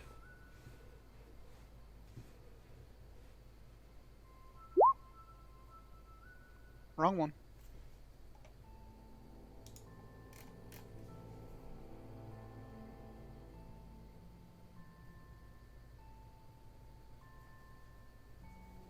Oh no, you got it.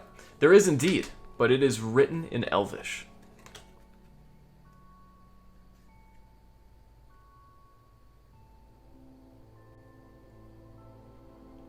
Does anyone read Elvish? I would have pulled Oralis with me. Okay. In my spell book. Yes. What can I do for you? Hey, you remember the airships that we came on, right? Sure. Look at this one. It's completely different, yeah? Is it? It is. It is very different purple hull with actual sails, which is really strange. You can't think of a way aside from magic that could actually propel this ship into the sky. And as you read the name, Oralas, I will whisper it to you. Yeah, Oralis, can you read that? I can recognize, I believe it's Elvish, but I can't read it. Can you whisper that to me too, please? Of course. It is something about some light. The light of Layadel. Layed-El. With the H. Right. Should we, go inspect it? You know, I don't have much, I didn't know that there were more than really one airship, so I'd like to go talk to them. Are you suddenly interested in ships? Or are you just trying to piss somebody off? Maybe a little bit of A, a little bit of B. There's something about the flying ship, the airships, that particularly intrigue me. I don't know what it is. Sure. You do the talking. If they speak Elvish, I'll translate, you know? Yeah. You guys see in the corner of this harbor, there's a massive bronze tower in the shape of a hexagon that reaches up, and it is almost the tallest tower in Copper Top. As you guys approach it, the two gnomes look. Oh my god, it's the Wavy Navy! As they bring their halberds back, one of them looks up.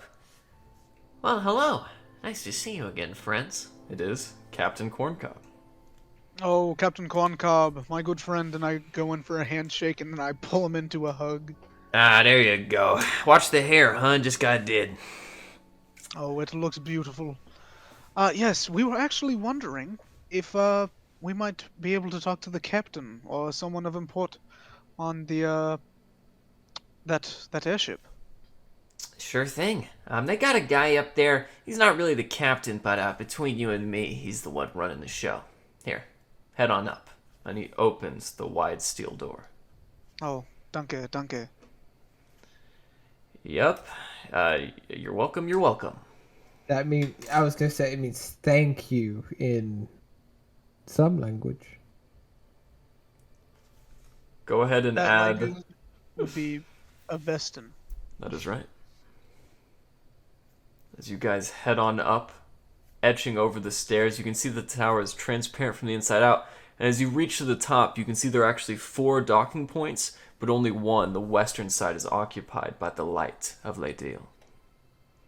As we're heading up and we can see the docking point, like the 4 different docks, I'll kind of point it out to Aralis and be like, so that means that at most they could fit 4 airships here. So that means that there are multiple airships, correct? Like mini airships? Well, my understanding is the sky is unlimited parking space. So depending on how you see things, but for parking in here, I count the same as you. Yes. Yeah, yeah. I haven't really seen this in my home country, and I didn't really see much of it previously on my adventures. So it's kind of exciting, you know. As you guys approach the ship now, you see that this very tall humanoid figure with pointed ears that stick outside of a lamelliered helmet looks about. As he turns over, you guys see as a forest green set of chainmail that goes down to his waist, tightened by a belt, and that lamelliered armor, plates that almost look like lichen growing on a tree, cover his body from ankle to hand. As he turns over, "Say, don't I know you from somewhere?"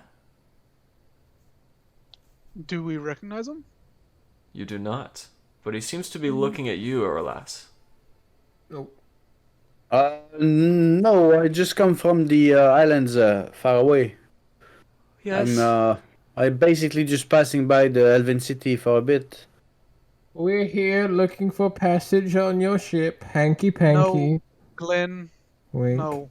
Wink. Well, I thought we agreed that I would take the lead on talking. Oh. Glenn, we're I not tried here to for use hanky your panky. language. I love you. Love you, Glenn. yes, well, I love you. I would recall meeting a bearded fellow. However, I do think that I don't know, he just looks so familiar. In any case, how can I help you?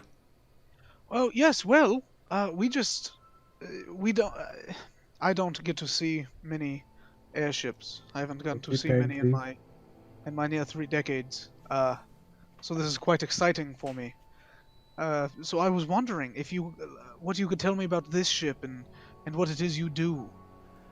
Oh yes, well I don't want to divulge too much information, but I am Lieutenant Chaunsley. I serve here as, head engineer, along with many other members of the Galadrim Arms. Is there any question in particular, or do you wish to speak with the captain? Oh, if we could, that would be amazing. But Yes, no, it's not required. No. Actually, I was quite curious. I recently had, it's unfortunate, but while I was on the sea, I had a bit of a run-in with piracy, and it was quite frightening. So I was wondering, is that a concern that you have to have in an airship? Are there those that have airships and mean to use them for piracy? I'm sure there are some. However, I'm not really certain of what you're inquiring about. However, we are members of a sailing ship. We've just been assigned to this post in order to take care of maintenance.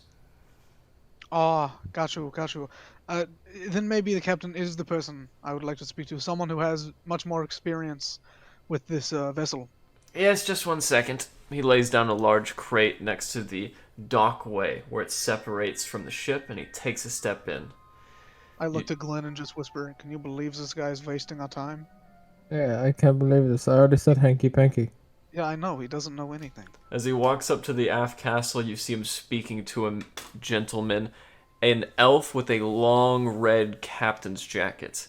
even from that distance, you can see in the collar 5 golden leaves like pips stick out of the neck, and his head is mostly bald with white hair on the sides and back. He looks to Chauncey. He looks back to you guys waiting on the post, and you see him. Honky tonk to you, sir. As Chauncey heads back and picks up the crate and putting it on the ship, looks back over. I'm sorry to say, but the captain has denied your access to the ship. Did you let him know that we are of the Wavy Navy? No, I did not. Give me a moment. You see him lean back and he pushes a nice leaf on his chest that looks like the pip the captain had. Excuse me, Captain Enos. These gentlemen say they are from the Wavy Navy. Oh, yes, quite so. He is not familiar with you. Oh, well, we are very... Ask anybody in town, we are... I do hate to toot my own horn, but we are saviors of the 10 towns. We killed a god, we slew a dragon. And we just... maybe if there is a crew member, even, who has had many years on this ship, and who has maybe heard spooky stories of such. Sure, there is one of us who's been to the 10 towns. Give me 1 moment. As you guys watch him go down to the cargo deck, he comes back up. There is a dark-skinned elvish female, white hair, long blue speaker's robe. You guys recognize Imdra Arlagath. Oh, shit! As she walks to the border of the dock. Excuse me, Lieutenant Arlagath, do you know these fellows? No, I can't say that I do. Are you shitting me right now, Imjal Amlaga? Are you shitting me? You disappear on us, you don't help us fight the Frost Maiden, and you turn up on an airship and you don't even vouch for us? Are you shitting me right now? I'm sorry. I've never met them before in my life. And as she looks at you you, snake? as she looks at you, Aralas, and trust me, I would allow you to board if I wanted you to. Oh, It's okay. Let's go grab some other drinks somewhere else. This that a callback? party is no fun, and I'll pull oh no, family. Aralas. She's a snake. She's a snake, Aralas. Okay, Let's What talk did I about miss it. with What did I miss? Did I miss something with Imjura? Or did she Wait, just like let's- disappear and now all of a sudden she's here? Just come over, my friends. Let's have more drinks and shots. Come over here. Let me. Yay! As you guys head back, Aralas. As we're heading down, I just grumble to them and I'm like, I really wanted to hear, like a legendary story of like air pirates. How cool would that be? If you guys had to write a story about like a pirate in an airship, who would be the crew? I imagine Kinku. I think My your air song. pirate. My air Yeah. pirate captain would be named Dingy Dan. He'd be Dingy Mine Dan, would and be, he would rule the one air. I think the guy in charge of my fantasy air pirate ship would be a guy named Jaffa the you're the pushing crooked. you're pushing this so far. I gotta end the meta stuff right now. It's too much. You know, I think that's really lame as an idea. I don't think that's any good. That hurts my feelings. Speaking as a pirate captain myself, I think As you that's guys- a terrible idea. As you guys Oh, begin Alistair, heading, as you Thank you for guys joining us at the bottom of this tower. As you guys begin You're heading out now, and Alistair has not rejoined you just yet, or alas, you receive a message that only you can hear. You fool. What have you done? I understood a bit later that it was not a good crowd to be at. Listen, I don't know why they're after you, but if I were you, or whatever girl they're speaking of, I would stay far away from elvish vessels. Thank you so much. Be well. You too. So friends, I'm sorry, just give me a moment, and I reply. Okay, you know those elves I was trying to dodge months ago? Well, I think those are them. I think Imdra did want to protect us. Well, me and Leshana. You're muted. He's fighting the wire. I throw a fireball at Rez. Glenn, as you know this now, and you know that your turn away from the ship was much more than hurt feelings, you guys inevitably rejoin with Alistair as you head back to the ship. Well, Olaf, I'm glad you told me I shouldn't be mad, because I was about to say a lot of mean things about her when we got back. Didn't you Okay. see the subtlety back on the between ship? her tone? No, I thought she was just being, quite frankly, a B word. B meaning a bad person. Are we back on the ship? No, Rez, I think Imdra wanted to protect us, actually. You know those elves? I think they're after me and Lashana. Oh, so okay, we're on the ship now, right? Yeah, we're back. Heading back. Yeah, you're almost there. Okay. Once we're on the ship, I'll be like, okay, so I didn't miss anything with Imdra, but also, why did she just disappear all of a sudden?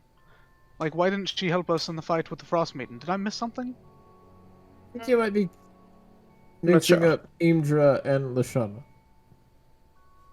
No, I'm not. I'm thinking of Imdra because we had all the other blades of the axe except Imdra. That's correct. Good point. Maybe we ask her the next time we are not on some elven ship. As That's a good question. As you guys get back in the Dreadheart, mind stirring with these questions, you guys notice a few gnomes, some even wearing sigils which ordain them as employees of the tiny town Tinkery, leave your ship with the Arabella.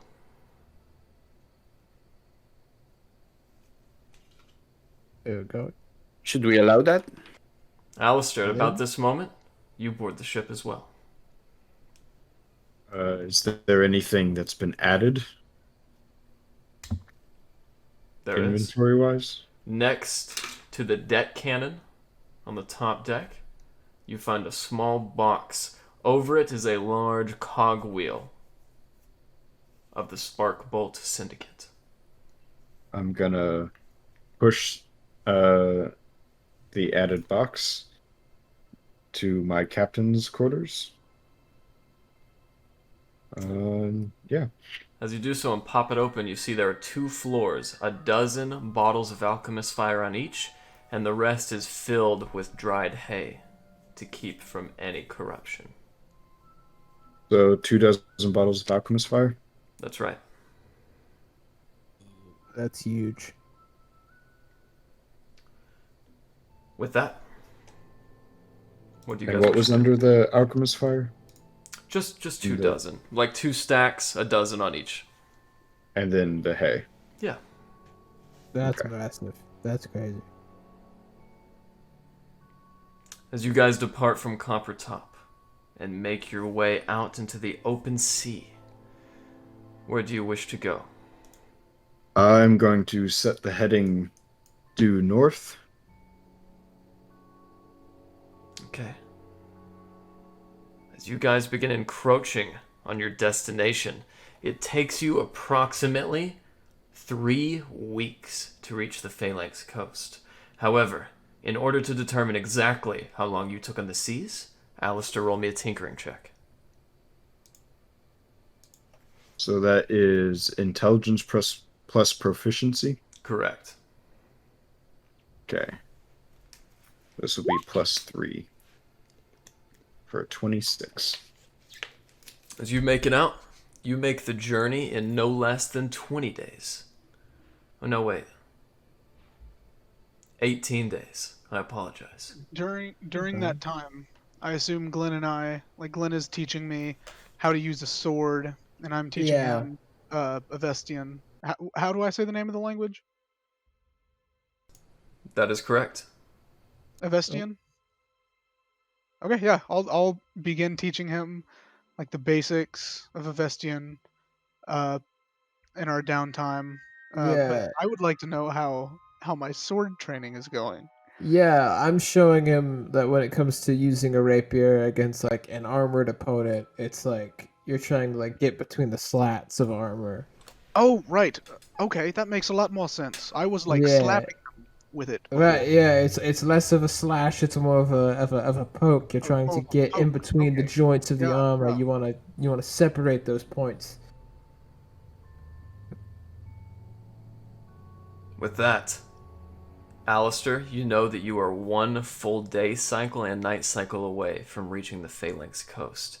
After these many weeks, it's convenient enough that you do realize the party is out of munitions. There is no food, no rations, no fresh water aboard this vessel whatsoever. Alright, everyone gather round. I could Time go for for a a ship's fantasy meeting. pizza. Oh, hey, real quick, Alistair, let me just go grab an apple from the stores. Hey, let him go get an apple. Hold that. No, just let me go grab an apple from the stores. He'll be right back. I'll go down to the stores. As you go All down, right, you Rez, see you Arnold guys are- eating the last apple. I see him eating an apple. I go for the box of apples and see they're empty, and you guys just hear, "Motherfucker! God, I cannot believe you! This mother, God damn!" And I come storming up. Guys, we are all out of apples. Alright, everyone, if you hear me, we are out of supplies. However, Apples, yes. we are just a day and a night's journey from the Phalanx coast. And that is the next step in our journey of greatness. Right, You know, so I'm we all... really glad that we're going to the Phalanx coast. You know, I have my own reason. But why are we going? I'm getting something. Don't worry about it. It's really Okay, fine. yeah, you're just picking up The something. good news from that is... guy? I'm just ultimately- picking up like a thing, just a thing. Okay. No big deal. Don't worry. And with that, I'm going to, if I can, cast Goodberry. And 10 berries appear in my hand. And each berry provides enough nourishment for a day's worth of... Oh, that's lucky. Glenn, what were you going to say? I thought we were gonna have to draw straws. Well, the 4 kobolds still Something. might. Were you literally about, like, the first thing your mind went to when we're a day away from land was eating your crewmates again? You know, It's worked before. Glenn, Glenn, we need... Were there apples on the ship when you got scuttled? Did you just eat your crew members? It's impossible to say. Glenn, It's impossible to say. Glenn, can I inquire? You still got that fishing pole? Yeah, I've got a few. I gave one to Rez. You know, Yeah. why don't you and Rez do some fishing to get us some extra food rations for the crew? That's why you're the okay. captain. Is that That's to why you? you're the captain, Alistair. Thanks, big. Right, I had 10 berries. So we each get 1. That's 7, so there's 3 left.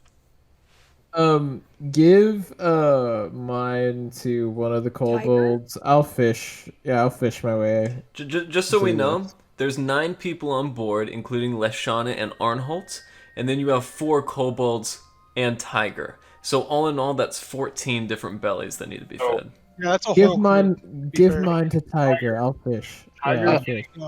I'll fish with Yeah. Glenn and have him have to teach me because I don't know how to fish. Okay, Are so we're you going to using that just once a day, or can you do multiple? 5. And then myself, Larry, Rory, Aurelas, and Alistair. Alistair's going to give his berry to one of the kobolds. I already gave the kobolds. They're included in this. Oh, they all got it? Okay. So the only people fishing are Lashana, Arnhold, Rez, and Glenn. Okay. Okay. Yeah, That's not Arnhold bad. and I right now are, like, while Glenn is probably bringing fish after fish, Arnhold and I are just fucking around with a fishing rod, fighting over it like 2 children, not knowing how to use it because, you know, we were 2 rich boys who didn't have to fish. Yeah, I'm you guys giving them hold it the proper wrong tips, way. like- Yeah, I'm giving them tips. Like for some reason, cod seem to really like bread. It's weird. They're the only fish that seem to really like bread as a bait. It's interesting, but it That is works. bizarre. Why? It's not like they have little cod bakeries. I know it's incredibly strange, but if that's what you're looking for, it's a specific bait and it works. Okay, well, we're out of stores, so we don't have any bread. All right, both Correct. of you. Anyways, I will, I will go up to Larry and ask her to steal one of the good berries from the kobolds and give it to to Glenn to use as bait. So the good berries have already been ate by the kobolds. They were ate as soon as they were given to them prior to the fishing beginning. Thank you. Isn't there any piece of the apple left you can use, you morons? Yeah, If we had Arnold, food, we you have the wouldn't be claw. fishing. If I thought you were talking about apple, I have no idea. Anhalt, you ass, and I slap him upside the head, and we get into a scuffle. Ow! All of a sudden, we're just like fighting on the deck of the ship. Me and Lashana. Alright. I'm teaching Lashana how to fish. Erland is gonna be standing up next to Alistair at the wheel, and just let out a big old, and be like, "Oh man, I'm so stuffed." You guys know, are so you're weird. a good man. You're a good man. And I say, whichever of the changelings loses, we cut them up and serve them up as food. Start beating Arnold. Maybe Ow! the fishes will nibble on their toes. Stop it! You stop it! No, get off! Ow! Fucking No. asshole. But whoever You loses, asshole! With that, you guys watch as Arnholt braces himself on the side of the boat and starts tugging Rez at the belt, trying to throw him over. Oh yeah? Throw him over! I'm gonna try Kill to him. step over. No. Kill him! Don't. As you get the better of him, he's like, "I was just kidding. Stop. Stop it. Stop it. For real, Zo." so Ah! As he splatters into the water. I push my hair out of my face, realizing what I just did. Oh shit! I grabbed the little life preserver SS Dreadheart. There's a rope. I throw Pull him him out around. of the water! That's our dinner! And Glenn, you would know it's important to tie a knot at the end too. DM, I throw him the rope. with your permission, I would like to use another spell slot to create 4 more for Arnholt, Rez, Glenn, and Lashana after witnessing all this. Okay, after a few hours muted. of Meanwhile, Glenn's been pulling in Snapper left and right. after a few hours of fishing around for Arnholt and Alistair, unfortunately, you have to drop anchor at some point to get him up. Erland has conjured 10 more berries. I just want to ask, could I refuse to drop anchor and just leave Arnholt behind? Of course you could. I As the- will drop anchor. All right. Yeah, your beef is with me, not with my brother. As you guys Yeah, fish him I up, actually like him. and you see he's Arnold is even fucking awesome, and meanwhile there's me. changeling formed some gills on the neck reactively. He gets back up, dusts himself off, and you guys are one night's rest away from the Phalanx coast. Is there anything you'd like to do? Okay. As night Well, comes... oh, go ahead. Everyone, I'd just like to say, I'm looking for something specific. I don't know what it is. I'm looking for some sort of relic. So, other than the relic, have at it. Take whatever you like from the island. Take whatever food, resources, whatever you like. I'm going to say, since we are working as a crew, everyone is required to bring a portion of food on board after we loot the coast. We're not looting. We are going to visit We are these. gathering. We're We gathering. are visiting to supply up for our main voyage. And, you know, if that comes in the form of just taking without asking, No, it's fine. no, It's you fine. Hey, You may No, have been it's a pirate fine. in the I past. still am a pirate. I Collect still am a shinies? pirate. But You're on we a are pirate ship. not. Larry, you take any shiny you want. You got it, Captain. Those shinies are yours. We're not paping and rilliging the coast. We are there We to. are. We very much are. No, we're there to talk to them. We're there to supply. We You're are on a pirate ship, laddie. No, we are on a ship. Chinese. Glenn. Chinese. As this bickering is going back and forth, I need you to roll me a religion check. Ooh, of course, of course. Larry, you get all the shinies you want. Any shiny you see, I do you not can feel take it. comfortable robbing a relic from a reliquary of an island of clerics. Okay. Fuck What clerics. did you roll, Glenn? 14. 14. Okay. And we would add your proficiency. It's already added. All right, Glenn. Yeah, okay. Good. Phalanx Coast, Island of Clerics. You know of the island of Baronar and Aaron and Abathor for that purpose, and you know exactly what relic they're referring to. I will DM it to you. Ooh, oh, of course. Ooh, exciting. So again, everyone, I'm here to collect a relic. We kind of need it for our coming journey. Okay. So Quick question. don't forget you're on a pirate ship, and I'm a pirate. Quick question there, Alistair. We're stealing a relic from an island of clerics. First off, very uncomfortable with that. I want no Don't part in care. that. Secondly, what is the purpose? Like, what are you getting out of this? Because you have no purpose for a relic that you heard about 2, 3, however fucking long we've been on this boat.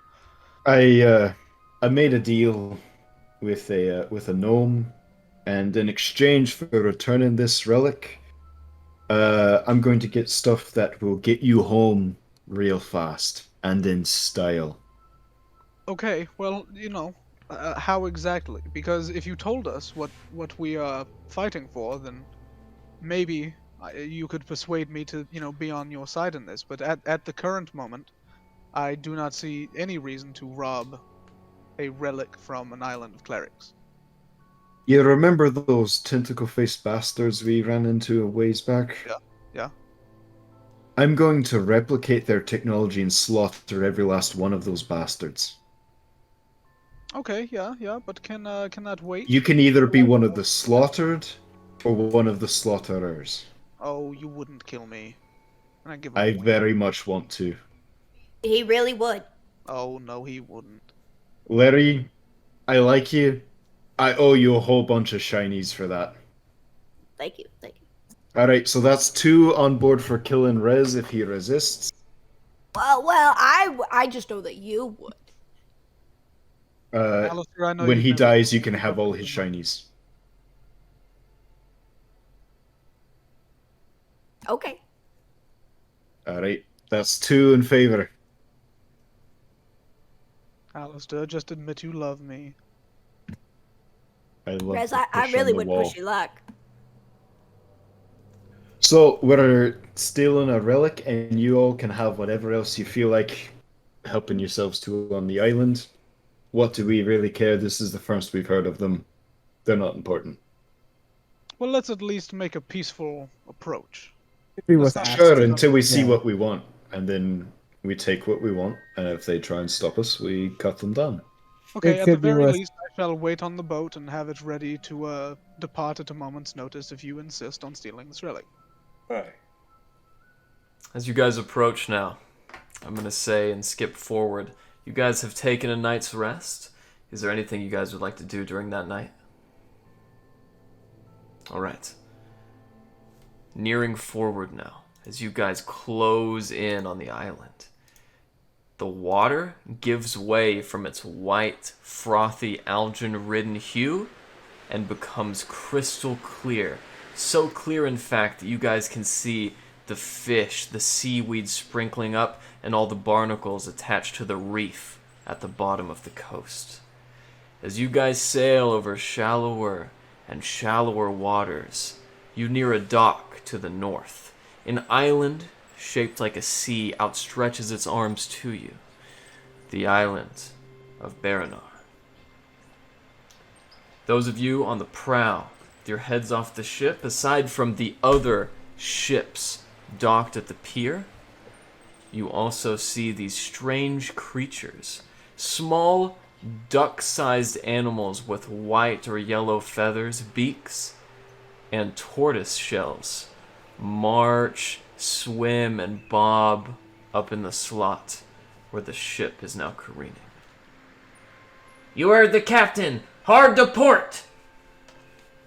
As the other ones, the kobolds on board, begin loosening the sails and pulling at the slack so that the sails are just below, fully collapsed. The ship rockets in to a nice, concise docking point. What would you guys like to do?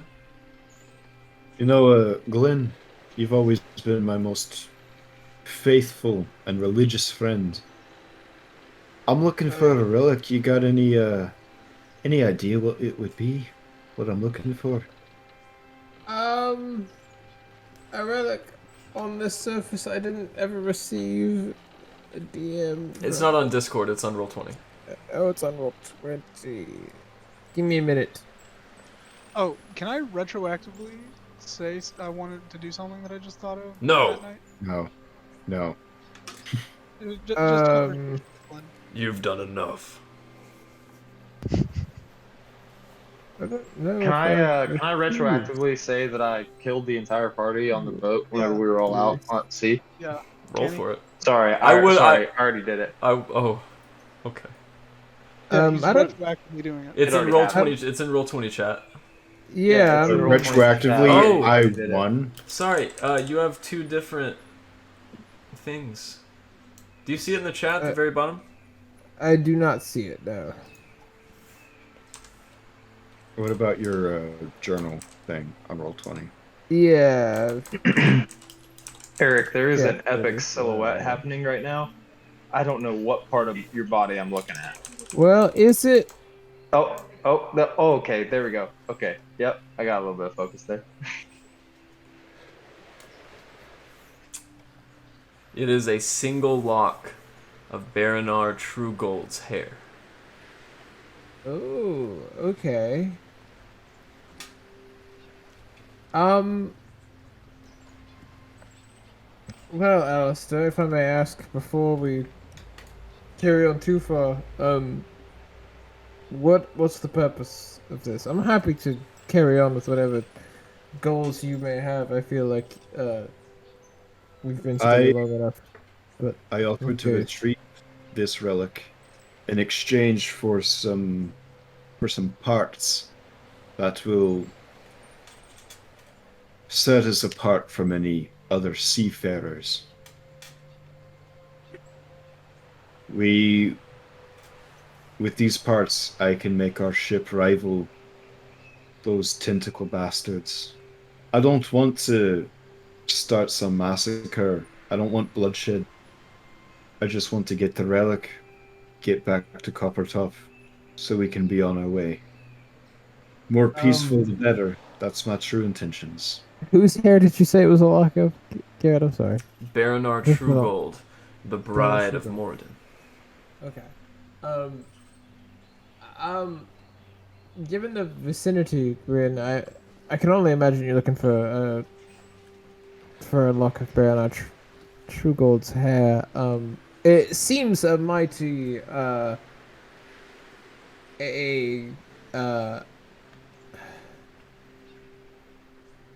it seems awfully physical a goal that you're looking for, like an awful, like, tangible, worldly goal that you're looking for.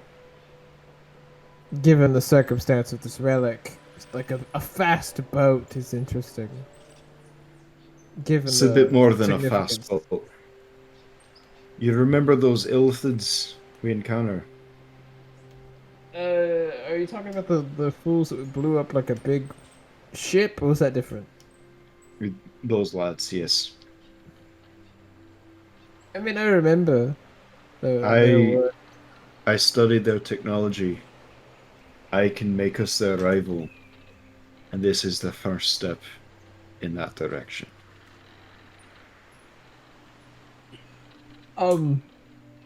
I want your help, Glenn, to avoid as much bloodshed as we can. Yeah, I just need the relic. preferably all bloodshed would be great. Yeah, Glenn, uh, aren't you a holy man? Yeah, to a significant degree.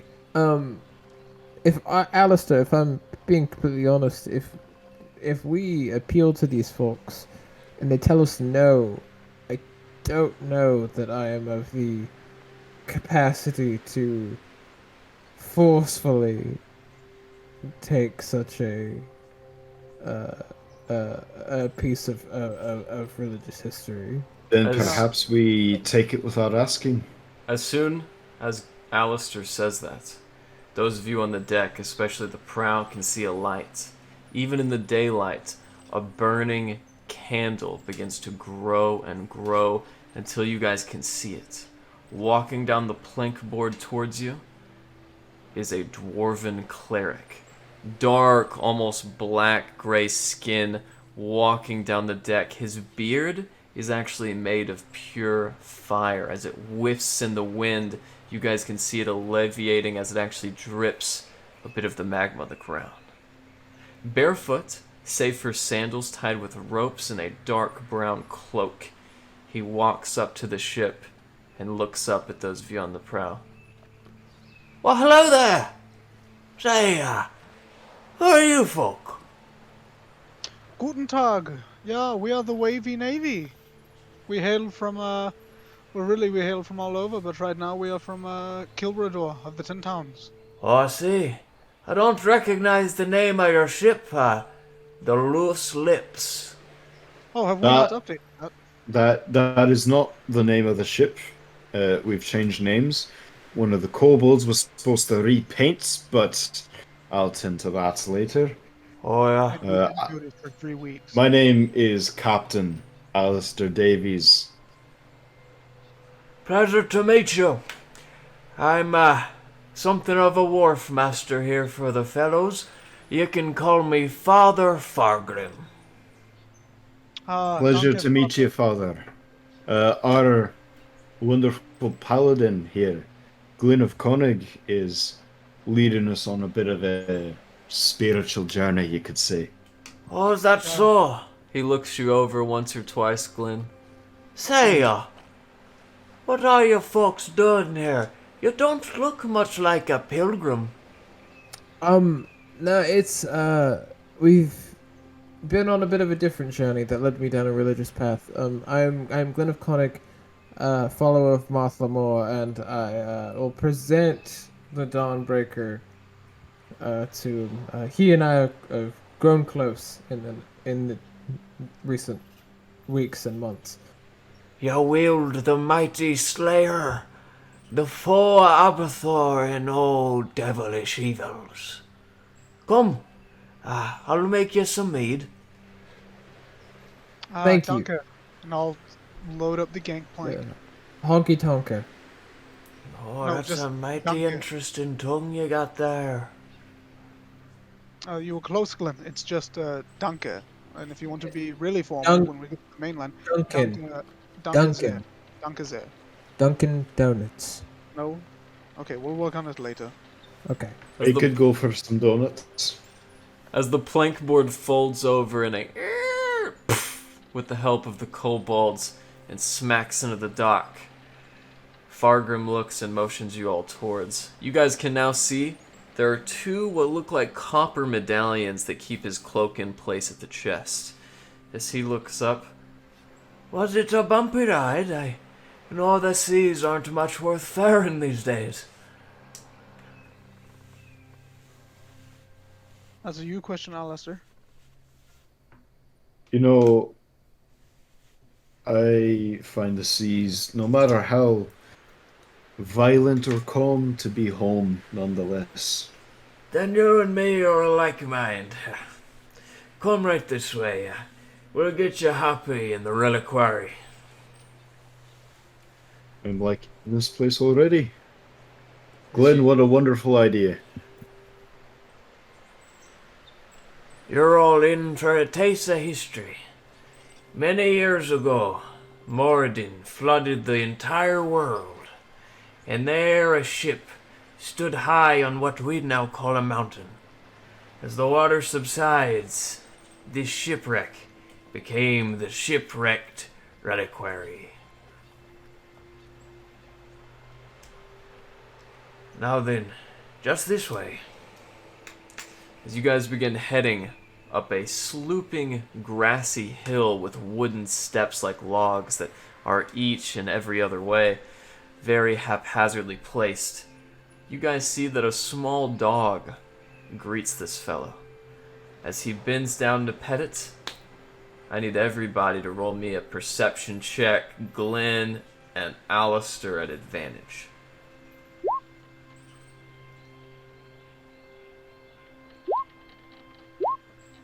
Alright, Glenn, you are not only the only one to spot it, but you are the only one to recognize that around his wrists are knotted ropes, tattoos that indicate a sailor, but not any sailor, one who works on the top deck.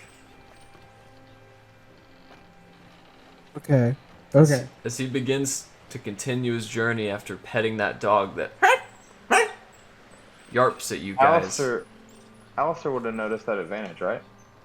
Yeah, what wasn't I at an advantage? I'm sorry. Yes, you would have noticed that too, Alistair. Okay.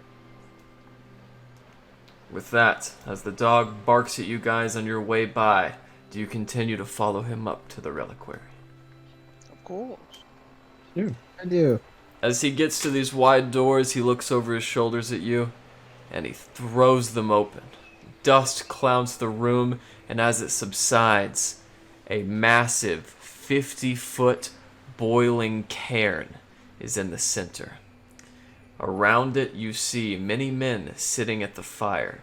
This one is even larger than any of the taverns that you guys happen to patronize in the Dwarven Valley. As this soot and smoke from the fires comes into the ceiling, which is shaped like an upside-down pirate's ship, it expels. Walking forward, you guys can see at the end, there is a massive golden pedestal upon which a single piece of blonde hair is situated. Now all get the meat ready, just make yourselves at home. Father. I lean into Allison and I'm like, hold on. We'll talk about it first. I take it that's the relic I'm looking for, Glenn? I mean, more than likely, I can tell you for sure. Father. Don't let me down Yes. How can I help you, Mr. Elf? Half elf, actually, but thank Whatever. you. Yes, I was I haven't been myself lately, and I've come into a bit of a hard time, kicking a bad habit. I haven't had a good night's sleep in what feels like months now. You look like the sort, son. Would you like me to aid you? I would. Alright. Let me get the meads for your friends. Just go sit in the stone seat at the end of the hall. I go sit in the stone seat at the end of the hall. Glenn, as you sit back and eye that relic, I need you to either roll me an investigation check or a religion check. Got it.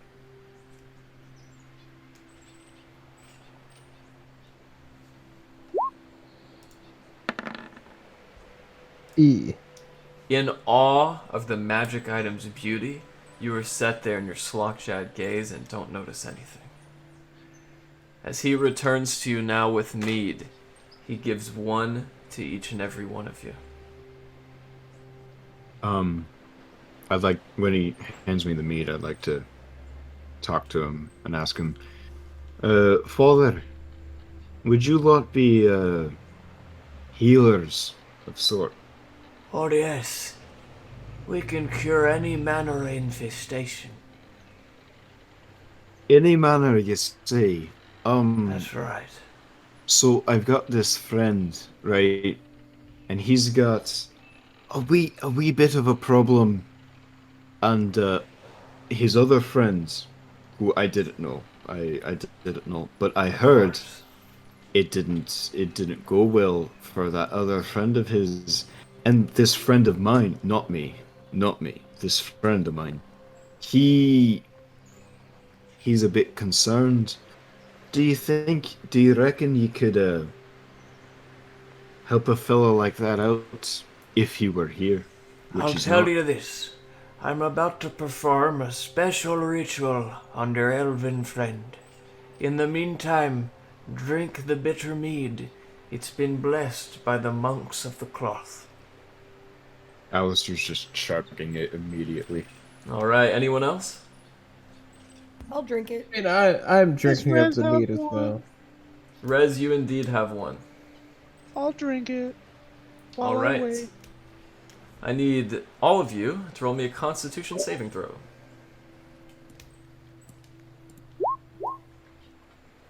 Okay. Unless you didn't drink it. It's sloshed in church. At about the best that place to get time, flushed. as Father Fargrim begins making his way over to Rez, you guys watch as 2 halflings and 4 more dwarves enter the room, and they take seats next to you at the table. One of them looks at you, Alistair. Greetings. I'm Father Rohirrim. Captain Davies. Nice to meet you. Is that your ship outside? Aye, it's a beauty, isn't it? It certainly is. It certainly is. With that, Father Fargrim walks over to the stone seat. As he puts his hands on either side, he looks at you, Rez. Are you enjoying your mead, son? How am I enjoying it? Very much so. As a matter of fact, you feel a little bit more intoxicated than you'd like, but you're holding your own. You know, it's some of the best mead I've had in a while. Now, are you ready to be born anew? Very much so. Alright. Close your eyes. This won't take long. As he holds his hands up, you guys watch as a black tentacle rises from the chair. As it grabs along Rez's abdomen, the chair and Rez flip upside down beneath the floor, disappearing. Father Fargrim looks back. Alright. You can kill the rest. And that's where we'll leave off. I'm sorry, what? Excuse me? Excuse me? Where am I? Where am I? I am so disappointed in these fools. Wait, what just happened? I don't feel I'm so bad for confused. the relic anymore. I'm so And But confused. you- Fell beneath the floor, and we're all getting ready to be killed. I got Scooby-Doo trapped, and now I thought about we're attacking all it. gonna be killed.